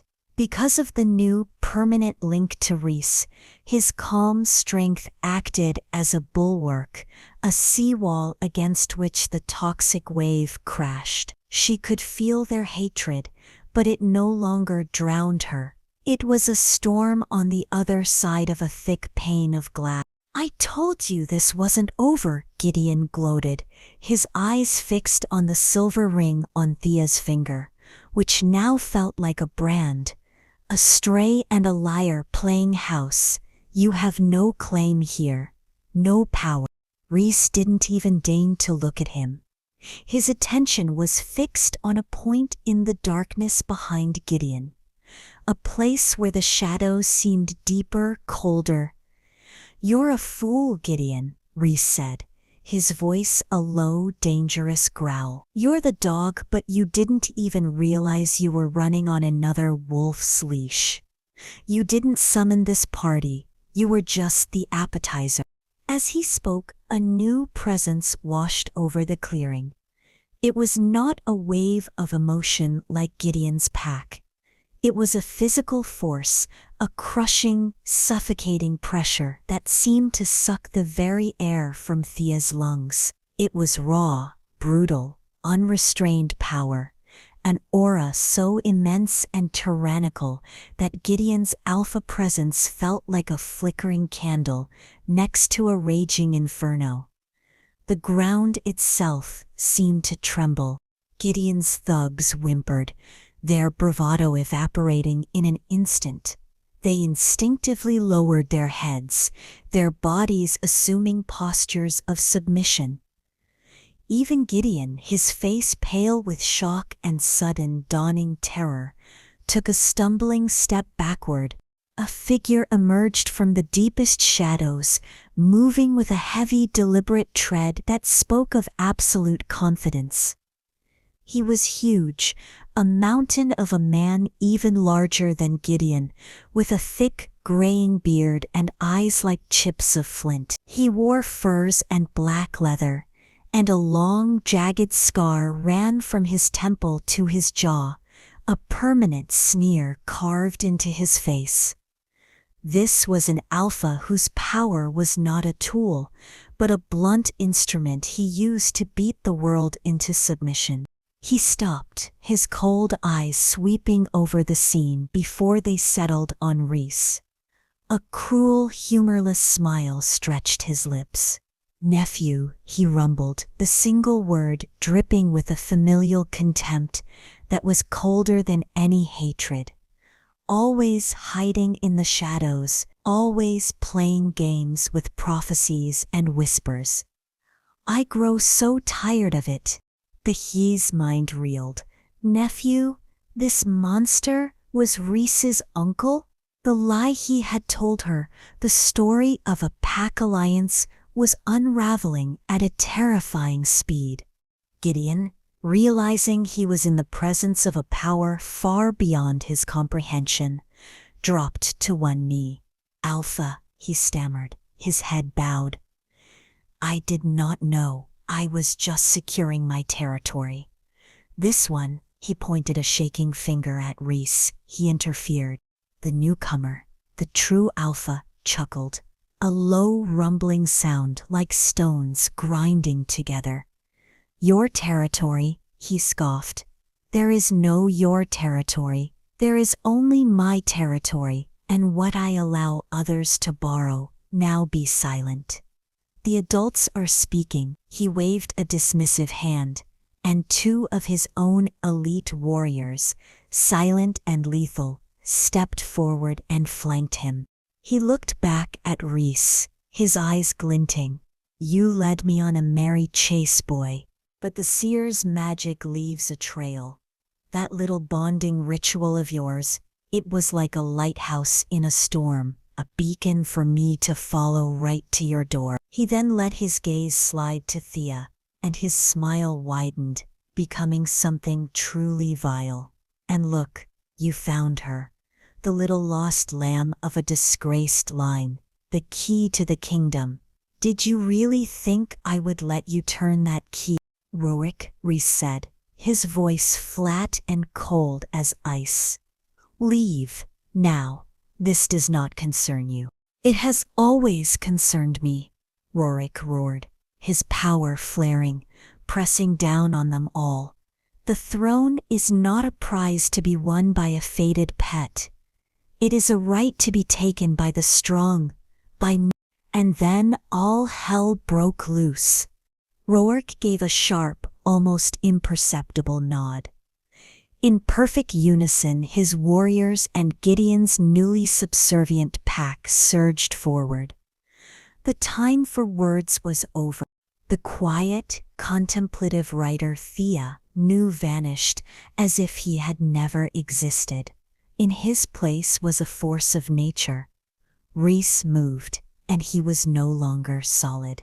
He was a blur, a whisper of motion that defied physics. The first of Gideon's thugs to reach him threw a clumsy punch, but Rhys was no longer there. He was behind the man, his hand a rigid blade that chopped down on the back of the wolf's neck. There was a sickening crack, and the man crumpled to the ground, inert. Another two charged him from the sides. Rhys didn't even seem to turn. His arms shot out, his hands catching them by their throats. He lifted them both off the ground with one arm each, their feet kicking uselessly in the air, their faces turning purple. With a roar of pure primal fury, he slammed their heads together with a sound like a melon splitting open. They fell like sacks of grain. This was not a fight. It was a reaping. And his eyes, Thea gasped as he turned his head for a fraction of a second, his gaze sweeping over her to ensure she was still safe behind the altar. In the moonlight, his green eyes were gone. In their place were two pools of molten, glowing gold. The eyes of something ancient, something royal, something utterly terrifying in its power. The chaos was absolute. A whirlwind of snarling men, the thud of fists on flesh, the sharp crack of breaking bones. The air was thick with the coppery scent of blood and the overwhelming stench of malevolent rage. Thea's empathy should have crippled her, drowned her in the onslaught, but the bond, the thin, shimmering thread that now connected her to Rhys, changed everything. It was a filter, a focus. The raw, messy emotions of the attackers were still there, but her mind no longer fixated on the feeling. It fixated on the intent. As one of Rorick's warriors circled around the altar to get at her, she didn't just feel his bloodlust, she felt the specific intention of his lunge a split second, before his muscles even tensed. It was a flash of premonition, a ghostly image of his trajectory. "Rhys left," she screamed, her voice cutting through the din of battle. Rhys, his back to the attacker, didn't question it. He spun, his legs sweeping out in a powerful arc, catching the charging wolf across the knees. The crunch of shattering bone was sickeningly loud. As the wolf went down, Rhys drove an elbow into his spine, silencing him permanently. He shot her a look, his golden eyes wide with astonishment. He had felt her warning not just with his ears, but as a sharp spike of urgency directly through their new bond. It happened again. A wolf with a knife trying to flank him while he was engaged with another. Thea saw the glint of the moonlight on the blade, but more than that, she felt the cold, murderous intent behind it, a sharp, pointed vector aimed at Rhys's ribs. Behind you, knife. Rhys ducked, the blade whistling through the air where his head had just been. He spun inside the man's guard, his movements a blur of brutal efficiency. A palm strike to the chest that audibly cracked ribs. A sharp blow to the throat. Another body hit the forest floor. Her curse, her lifelong torment, it had become a weapon. She was his eyes, his early warning system. She could see the threads of violence before they were woven, and the bond between them was the wire that carried the signal. A fierce, triumphant surge of power flooded her. She was not a victim here. She was not a prize to be won. She was a participant. Soon, only Rhys, Rorik, and Rorik's 2 elite personal guards were left standing amidst a field of groaning, broken bodies. Gideon was huddled near the edge of the clearing, whimpering in terror. Rorik looked at the carnage, then at Thea, his flinty eyes narrowing in understanding. So, he mused, a slow, predatory smile spreading across his face. The little mouse has claws. The bond is already settling. The prophecy strengthens you, nephew, but it also gives you a weakness. He locked his gaze with Rhys. You fight for her, but you rule for your people. You cannot have both. The prophecy is a fool's errand. It speaks of a willing heart, of a bond freely given. But power does not ask for permission. It takes. He gestured to the fallen wolves. This is the only law that matters. The law of strength. You hide behind whispers and legends. I forge my own destiny with steel and blood. That is why the throne should be mine.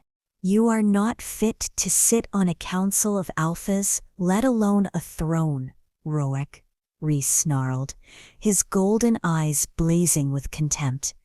You mistake cruelty for strength, and fear for respect. Semantics, Rorik spat, and then he moved. He was faster than Thea would have thought possible for a man his size. He didn't charge Rhys directly. He charged one of his own guards. In a shocking move, he shoved the warrior forward, directly into Rhys's path. As Rhys instinctively moved to engage the guard, Rorik used the split-second distraction. He exploded to the side, a blur of dark fur and malice, his target not the king, but the king's anchor. He was coming for Thea. Thea felt his intent, a massive, crushing wave of it, but it was too late. He was too fast, too powerful. She tried to scramble away from the altar, but his hand shot out, clamping around her arm like a band of iron. He yanked her forward, spinning her around and pulling her flush against his massive chest. The stench of stale sweat and blood filled her nostrils. Rhys, she cried out, her voice a strangled gasp.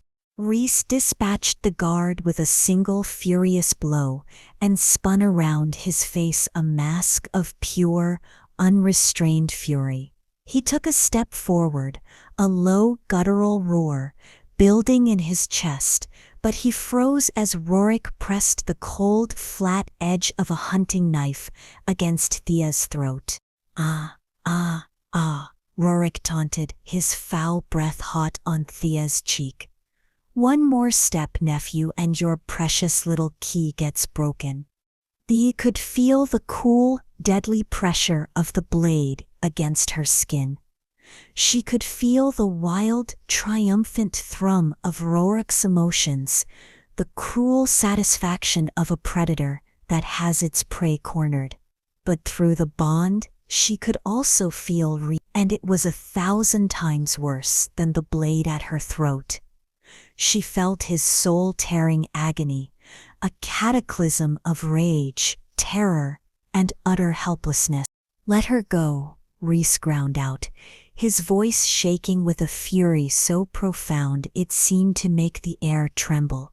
His golden eyes were fixed on the knife at Thea's throat, his entire body vibrating with the desperate, violent need to rip his uncle apart. "Oh, I will," Rorik said smoothly, his smile widening. "I'll even let you both walk away from here tonight. All you have to do is give me what I want. The throne, the crown. Renounce your claim, right here, right now." He pressed the blade a little harder, and a thin trickle of blood, warm and terrifying, ran down Thea's neck. "Tell me, nephew, what is the life of one little stray worth against the future of an entire kingdom? The prophecy says you need her to rule. But what good is a kingdom," he whispered, his voice a venomous poison, "if you have to watch your mate bleed out on the dirt to claim it? The choice. The impossible, soul-shattering choice. Surrender his birthright, his duty, the future of the Northern Concord, or watch the woman who had become the center of his universe die." Rhys stood there, trapped between his crown and his heart, the golden light in his eyes flickering, threatening to be extinguished by a wave of utter despair. The fate of a kingdom and the life of his love rested on his next word. Chapter 5. Time itself seemed to freeze in the moon-drenched clearing. The universe narrowed to the space between two impossible choices, and Rhys stood at the horrifying epicenter. He looked at the woman in his uncle's grasp, her fierce, terrified eyes locked on his, the thin, perfect line of her throat marred by the glint of steel and the bright, obscene crimson of her own blood. He felt the warm trickle of it, as if it were his own, a phantom sensation that set his soul on fire. Thea, his mate, his anchor, the beginning and end of his world. And then he looked, not with his eyes, but with his mind, at the abstract he was sworn to protect. A kingdom, a legacy, a million lives, faceless and nameless, who depended on him to uphold his duty, to fulfill the prophecy, to be the king they needed. He saw the faces of the elders, their expressions grim with expectation. He felt the cold, heavy weight of his father's crown, a responsibility passed down through 100 generations.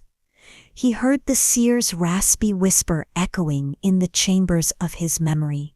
The throne will turn to dust. The usurpers will rise to rule over the ashes. Rorik's vile proposition was a perfect trap, a blade designed to sever a king from his heart. Surrender the crown, and his kingdom falls to a tyrant, his people enslaved or slaughtered, his entire life, his purpose rendered meaningless. Refuse, and Thea dies. Her light extinguished, the fated bond, the only thing that could stabilize the throne, would be severed before it ever truly formed, leaving him a hollow, broken king ruling over a doomed kingdom anyway.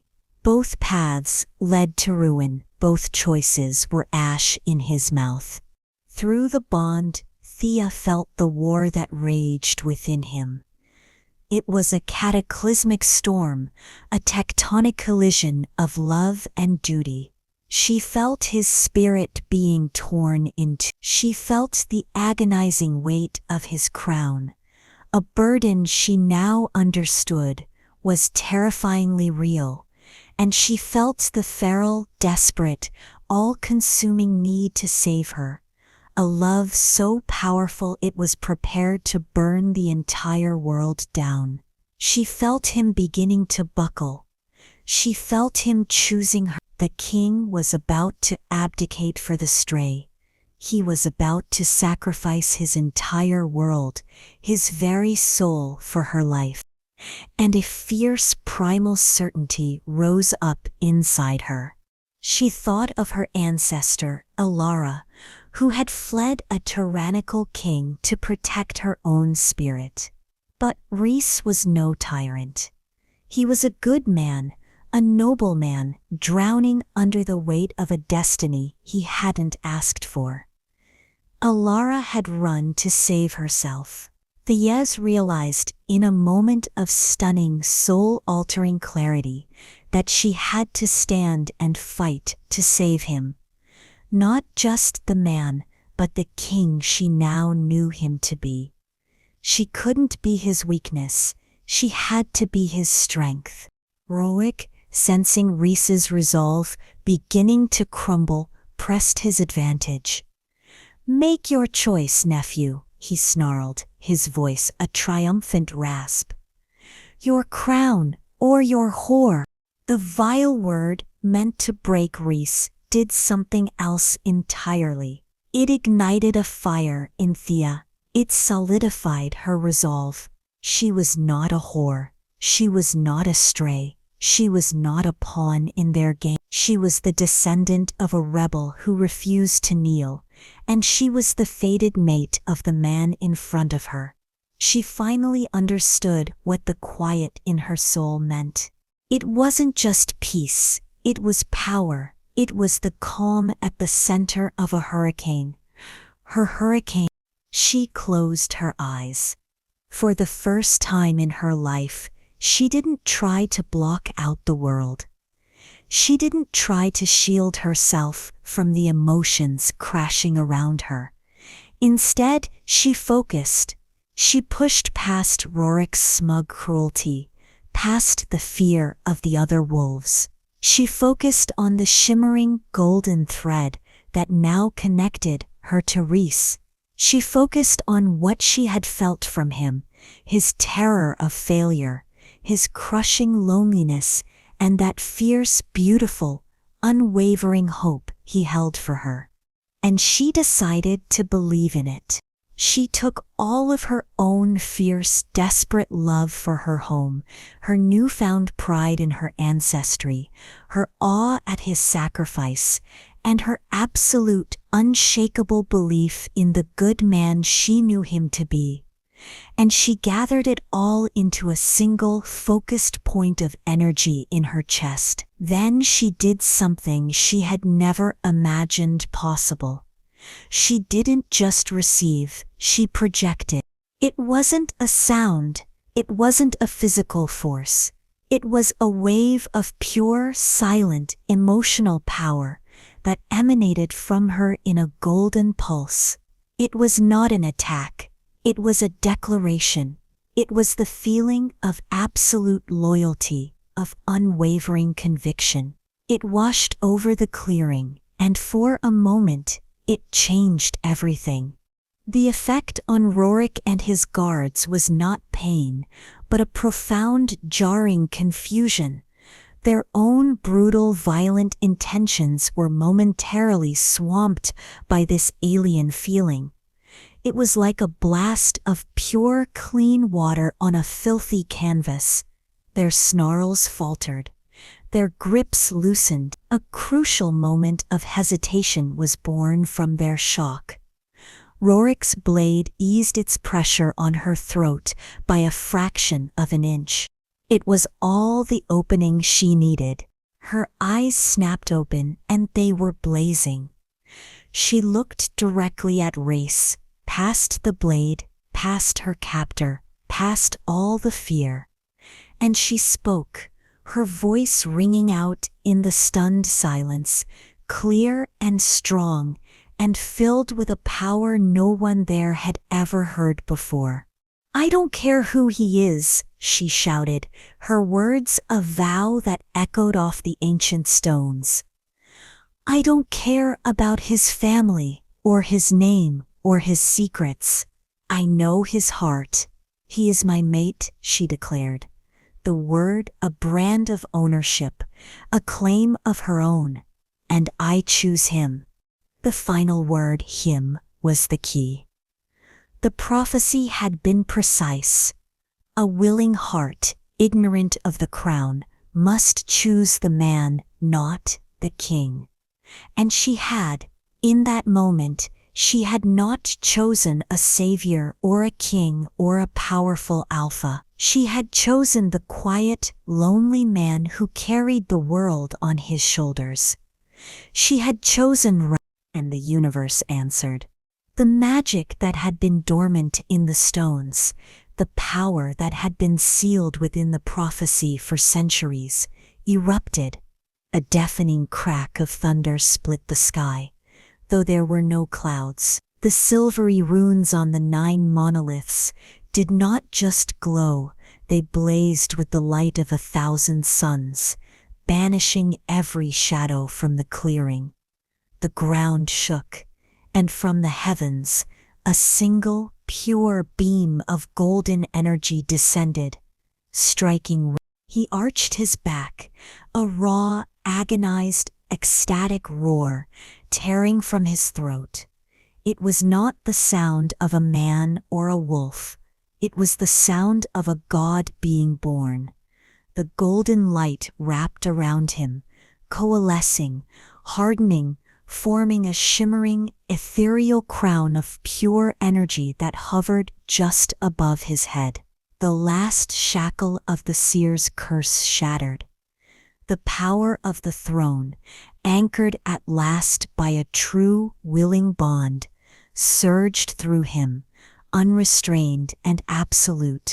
He was no longer the silent king.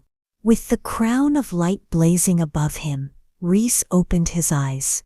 They were no longer molten gold. They were pure, incandescent white light, the color of creation itself. He lifted his hand, and the power he now commanded erupted outwards. It was not a chaotic blast, but a concussive, overwhelming wave of pure royal authority. It was the absolute, undeniable command of a true Alpha King, made manifest. It struck Rorik and his remaining guards like a physical hammer blow. They were thrown backwards, their bodies tumbling through the air like discarded dolls, slamming into the monoliths with bone-shattering force before crumpling to the ground, broken and unconscious. Rorik, his power utterly broken by the sheer magnitude of Rhys's, lay gasping, his eyes wide with disbelief and terror.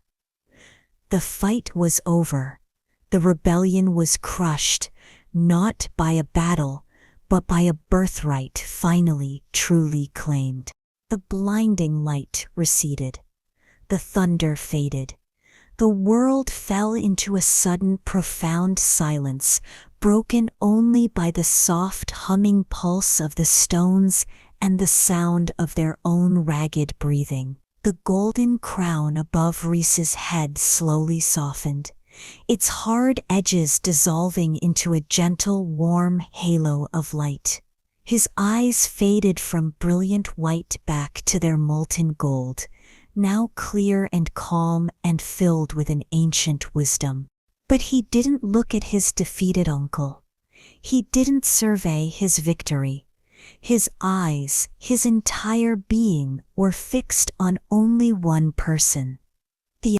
She stood by the altar, trembling, her hand pressed to the thin, bleeding line on her neck, her eyes wide with awe and shock. She was looking at a king, at a legend made flesh. He walked toward her, his movements no longer the silent grace of a predator, but the slow, deliberate, heavy tread of a monarch. The power radiating from him was immense, a physical presence that made the air around him feel sacred. He was terrifying in his majesty, but as he drew closer, she felt nothing but warmth and love and an overwhelming sense of relief emanating from him through their bond. When he reached her, he did not command. He did not claim his prize. He did something that shattered her last remaining defenses and remade her world completely. the Alpha King of the Northern Concord, his power fully unleashed, his crown of light blazing above him, slowly, reverently, sank to one knee before her. He lowered his head, placing himself at her mercy, at her feet, the most powerful wolf in the world, kneeling in the dirt before the woman they had called a stray. He looked up at her, his golden eyes shimmering with unshed tears, his face stripped bare of everything but a love so profound. It was humbling. The prophecy said, "I needed a mate to save my kingdom," he said, his voice thick and raw with emotion. It was wrong. He reached out, his hand gently covering the silver ring on her finger. "I just needed you." The truth of it all crashed into her. The prophecy, the crown, the usurpers, the impossible burden he carried. He wasn't her neighbor. He wasn't just an ally. He was a king, her king. And she, in her ignorance, had just saved him. The tears she had been holding back finally fell, tracing paths through the grime on her cheeks. He remained kneeling, waiting, giving her all the power. And in that moment, she finally understood what her ancestor, Alara, had written. True power is not the ability to command, but the strength to stand beside an equal. Rhys wasn't looking for a subject. He was looking for a partner, a queen. Slowly, she reached out her trembling hand and laid it on his cheek. He closed his eyes, leaning into her touch like a starving man offered a feast. He rose to his feet, pulling her gently into his arms. He held her not with passion, but with a reverence that felt more intimate than any kiss. He was home. He was whole. He was hers. After a long moment, he pulled back slightly, his gaze turning to the broken form of his uncle. The warmth in his eyes was replaced by a cold, regal fire. "The line of Roark is ended," he declared, his voice ringing with the absolute authority of the throne.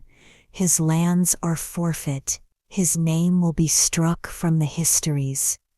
Let him live out his days in the darkness, a reminder that the bonds of loyalty and love are stronger than any blade." He then looked back at Thea, his expression softening once more. "The line of Alara, however," he said, his voice filled with pride, "is restored.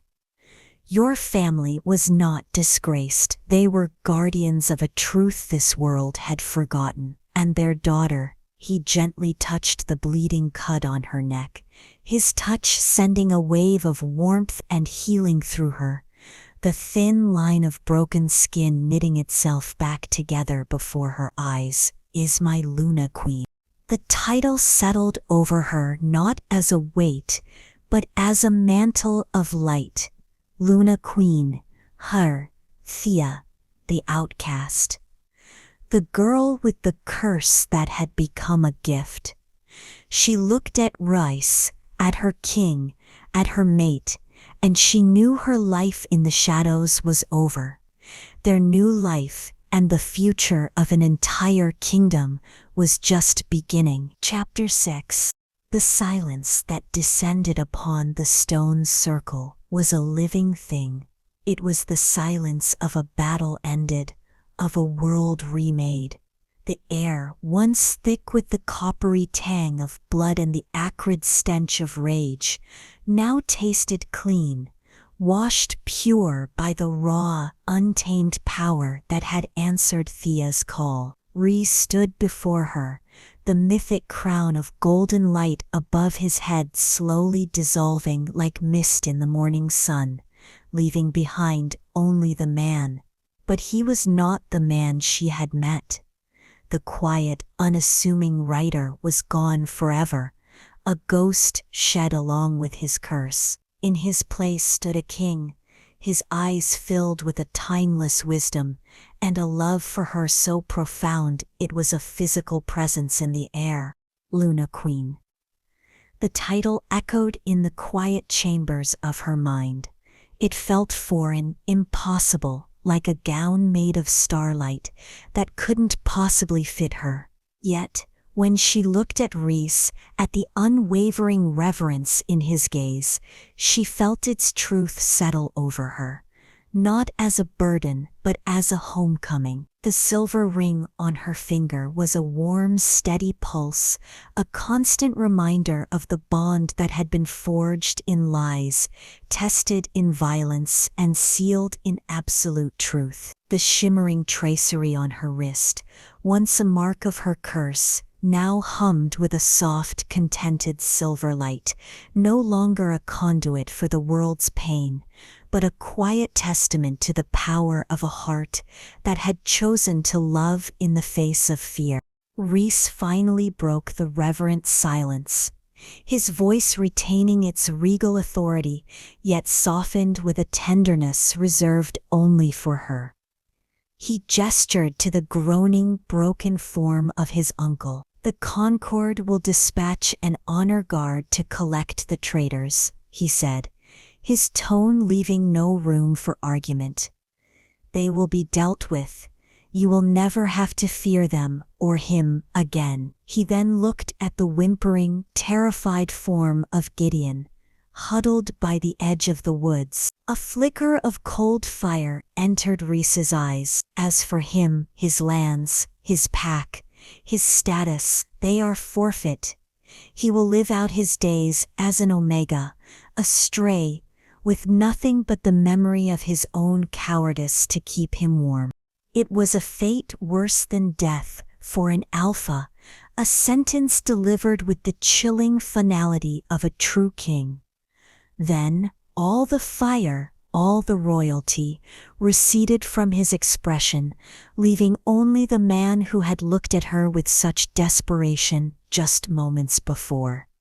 He held out his hand. "Come, my queen," he murmured, the title a caress. "Let's go home." She placed her hand in his, and this time there were no rules, no bargains, no fear. There was only the solid, comforting strength of his grip, and the certain knowledge that wherever he was, that was now her home. They walked away from the circle of stones, leaving the ghosts and the vanquished behind, and stepped out of the shadows of the past and into the dawn of their new beginning. 3 months later, the world was a different color. The air itself seemed to vibrate with a new frequency, one of hope and stability. Thea stood on a wide, sun-drenched balcony, a gentle breeze rustling the silk of her gown. The stone beneath her feet was not the rough, splintered wood of her old porch, but smooth, white marble, cool and solid. Below her, the capital city of the northern Concord sprawled out, a breathtaking vista of gleaming white towers, bustling marketplaces, and green, meticulously tended parks. Banners bearing the sigil of Rhys's house, a silver wolf's head against a field of midnight blue fluttered from every turret, a silent, constant proclamation of the king's return. The rundown cabin at the edge of the world felt like a half-forgotten dream. Her old life was a story she had read about someone else. Here, she was not an outcast. Here, she was not the girl with the emotional curse. Here, she was Thea, the Luna Queen, and the quiet in her soul was no longer a gift from an external source, but a peace she had cultivated herself, anchored by the constant, steady presence of her mate. The heavy doors to the balcony slid open, and Rhys stepped out, shedding the formal mantle of his kingship as he crossed the threshold into their private space.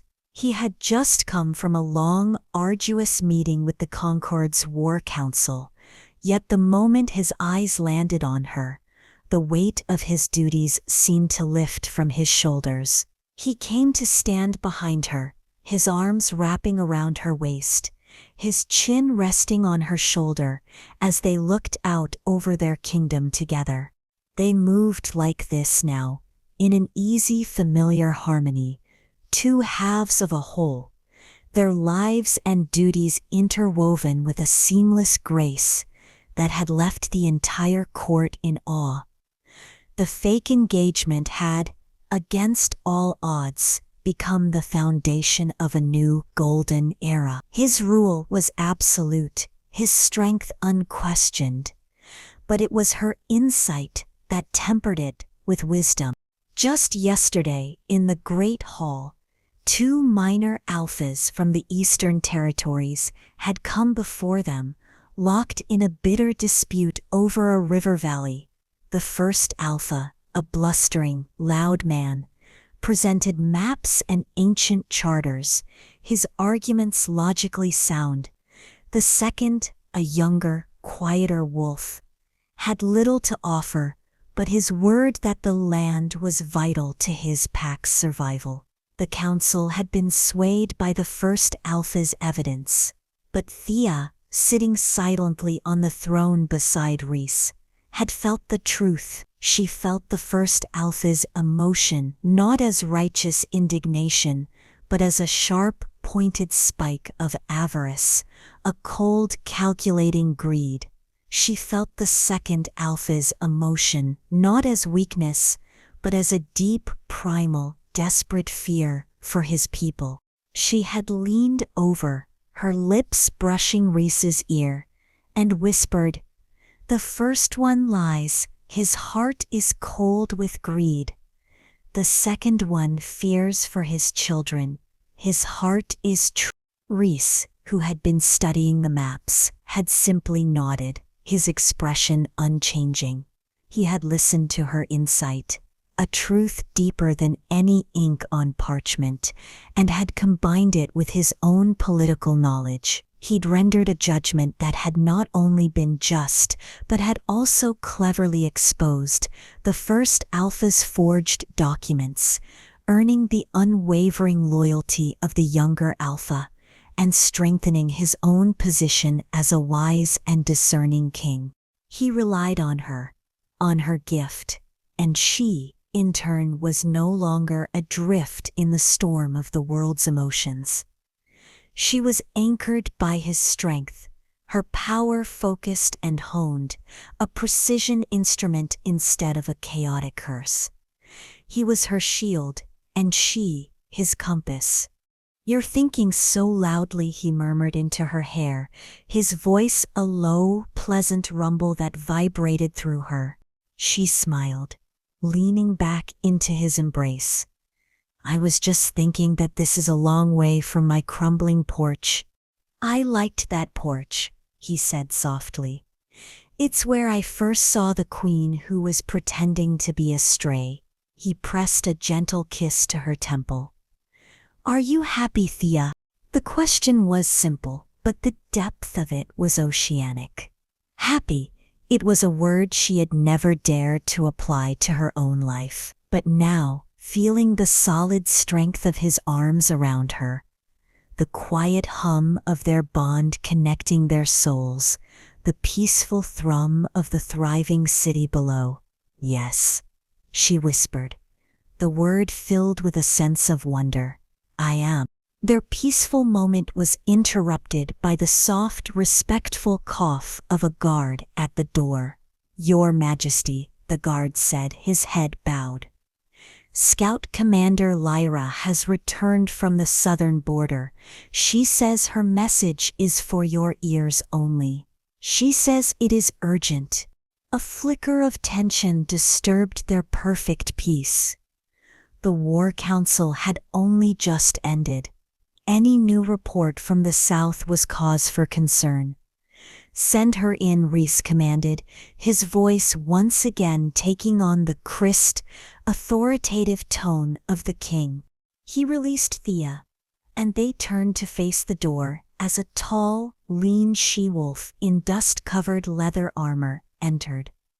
Her face was grim, her eyes shadowed with exhaustion and a deep, unsettling fear that Thea felt instantly. A cold spike in the warm afternoon, the scout commander knelt, her fist to her heart. "Your Majesties," she said, her voice strained. "I bring grim tidings.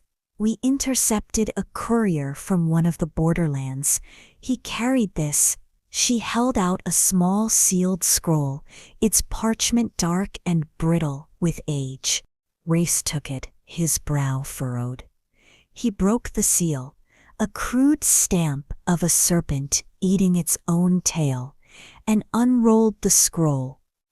The script was ancient, a dialect not used in centuries, but he could read it as easily as his own tongue. Thea watched his face, and through their bond she felt a wave of cold dread wash off him as his eyes scanned the text. He grew still, the warmth of their earlier moment completely gone, replaced by the icy composure of a king on the precipice of war. "What is it?" she asked, her own heart beginning to beat faster. He held the scroll out so she could see. The words were alien to her, but the emotion clinging to the old parchment was not. It felt hungry. It felt like a shadow, a cold, empty void that consumed all light and warmth. "It's a report," Rhys said, his voice dangerously quiet, "from a spy within the court of the Onyx Throne in the east. It says the throne has fallen, the Alpha and his entire line consumed." "Consumed?"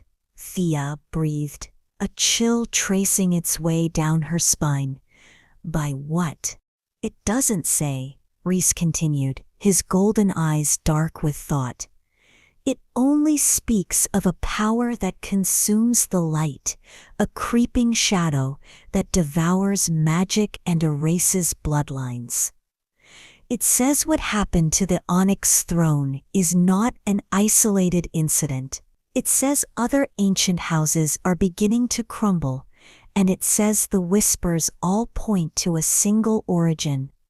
He tapped the last line of the scroll. "The shadow comes from the south. Rorick, Gideon." Their conflict, which had seemed so monumental, so life-altering, suddenly felt small, insignificant, a minor border skirmish before the real war. His uncle had not been the true threat. He had merely been a symptom of a larger, more terrifying disease, a cancer spreading through their world. Rhys looked from the scroll to Thea, his expression grim, the weight of his crown settling back upon him, heavier than ever before. He dismissed the scout commander with a nod, and she bowed, backing out of the room, leaving them once more in a silence that was now thick with a new global threat. He walked toward Thea, taking the scroll from her and setting it aside, as if to physically push the world's problems away, just for a moment. He cupped her face in his hands, his thumbs gently stroking her cheeks. The fate of nations, the threat of an ancient, unknown evil, all of it faded away, leaving only the two of them standing on a balcony, the center of each other's universe. He looked down at the silver ring on her finger, now part of a delicate, queenly setting of white gold and diamonds, but still the same simple band at its heart. "It all started with a lie," he murmured, his voice filled with a quiet sense of awe at the impossible journey that had brought them here. A soft smile touched Thea's lips. She raised her own hand and gently touched the silver tracery on her wrist. The mark no longer burned with pain. It was just a part of her, a beautiful shimmering reminder of her past and her power, humming in perfect harmony with the ring on her finger. "No," she corrected him softly. her eyes locking with his, filled with a love and certainty that was as vast as the sky above them. It started with a good neighbor. He leaned down and captured her lips in a kiss that was both a promise and a prayer. A kiss that acknowledged the battles they had won and the wars that were yet to come. It was a kiss that said, "Whatever comes, we face it together." For they had saved one kingdom, but the age of wolves was far from over, and the shadow from the south was coming. If you're ready for more tales where destiny is found in the most unexpected places, and where love is the only light strong enough to defy the darkness, join the Wolfveil Tales pack, because here we believe the greatest kingdoms are built on love, not lies.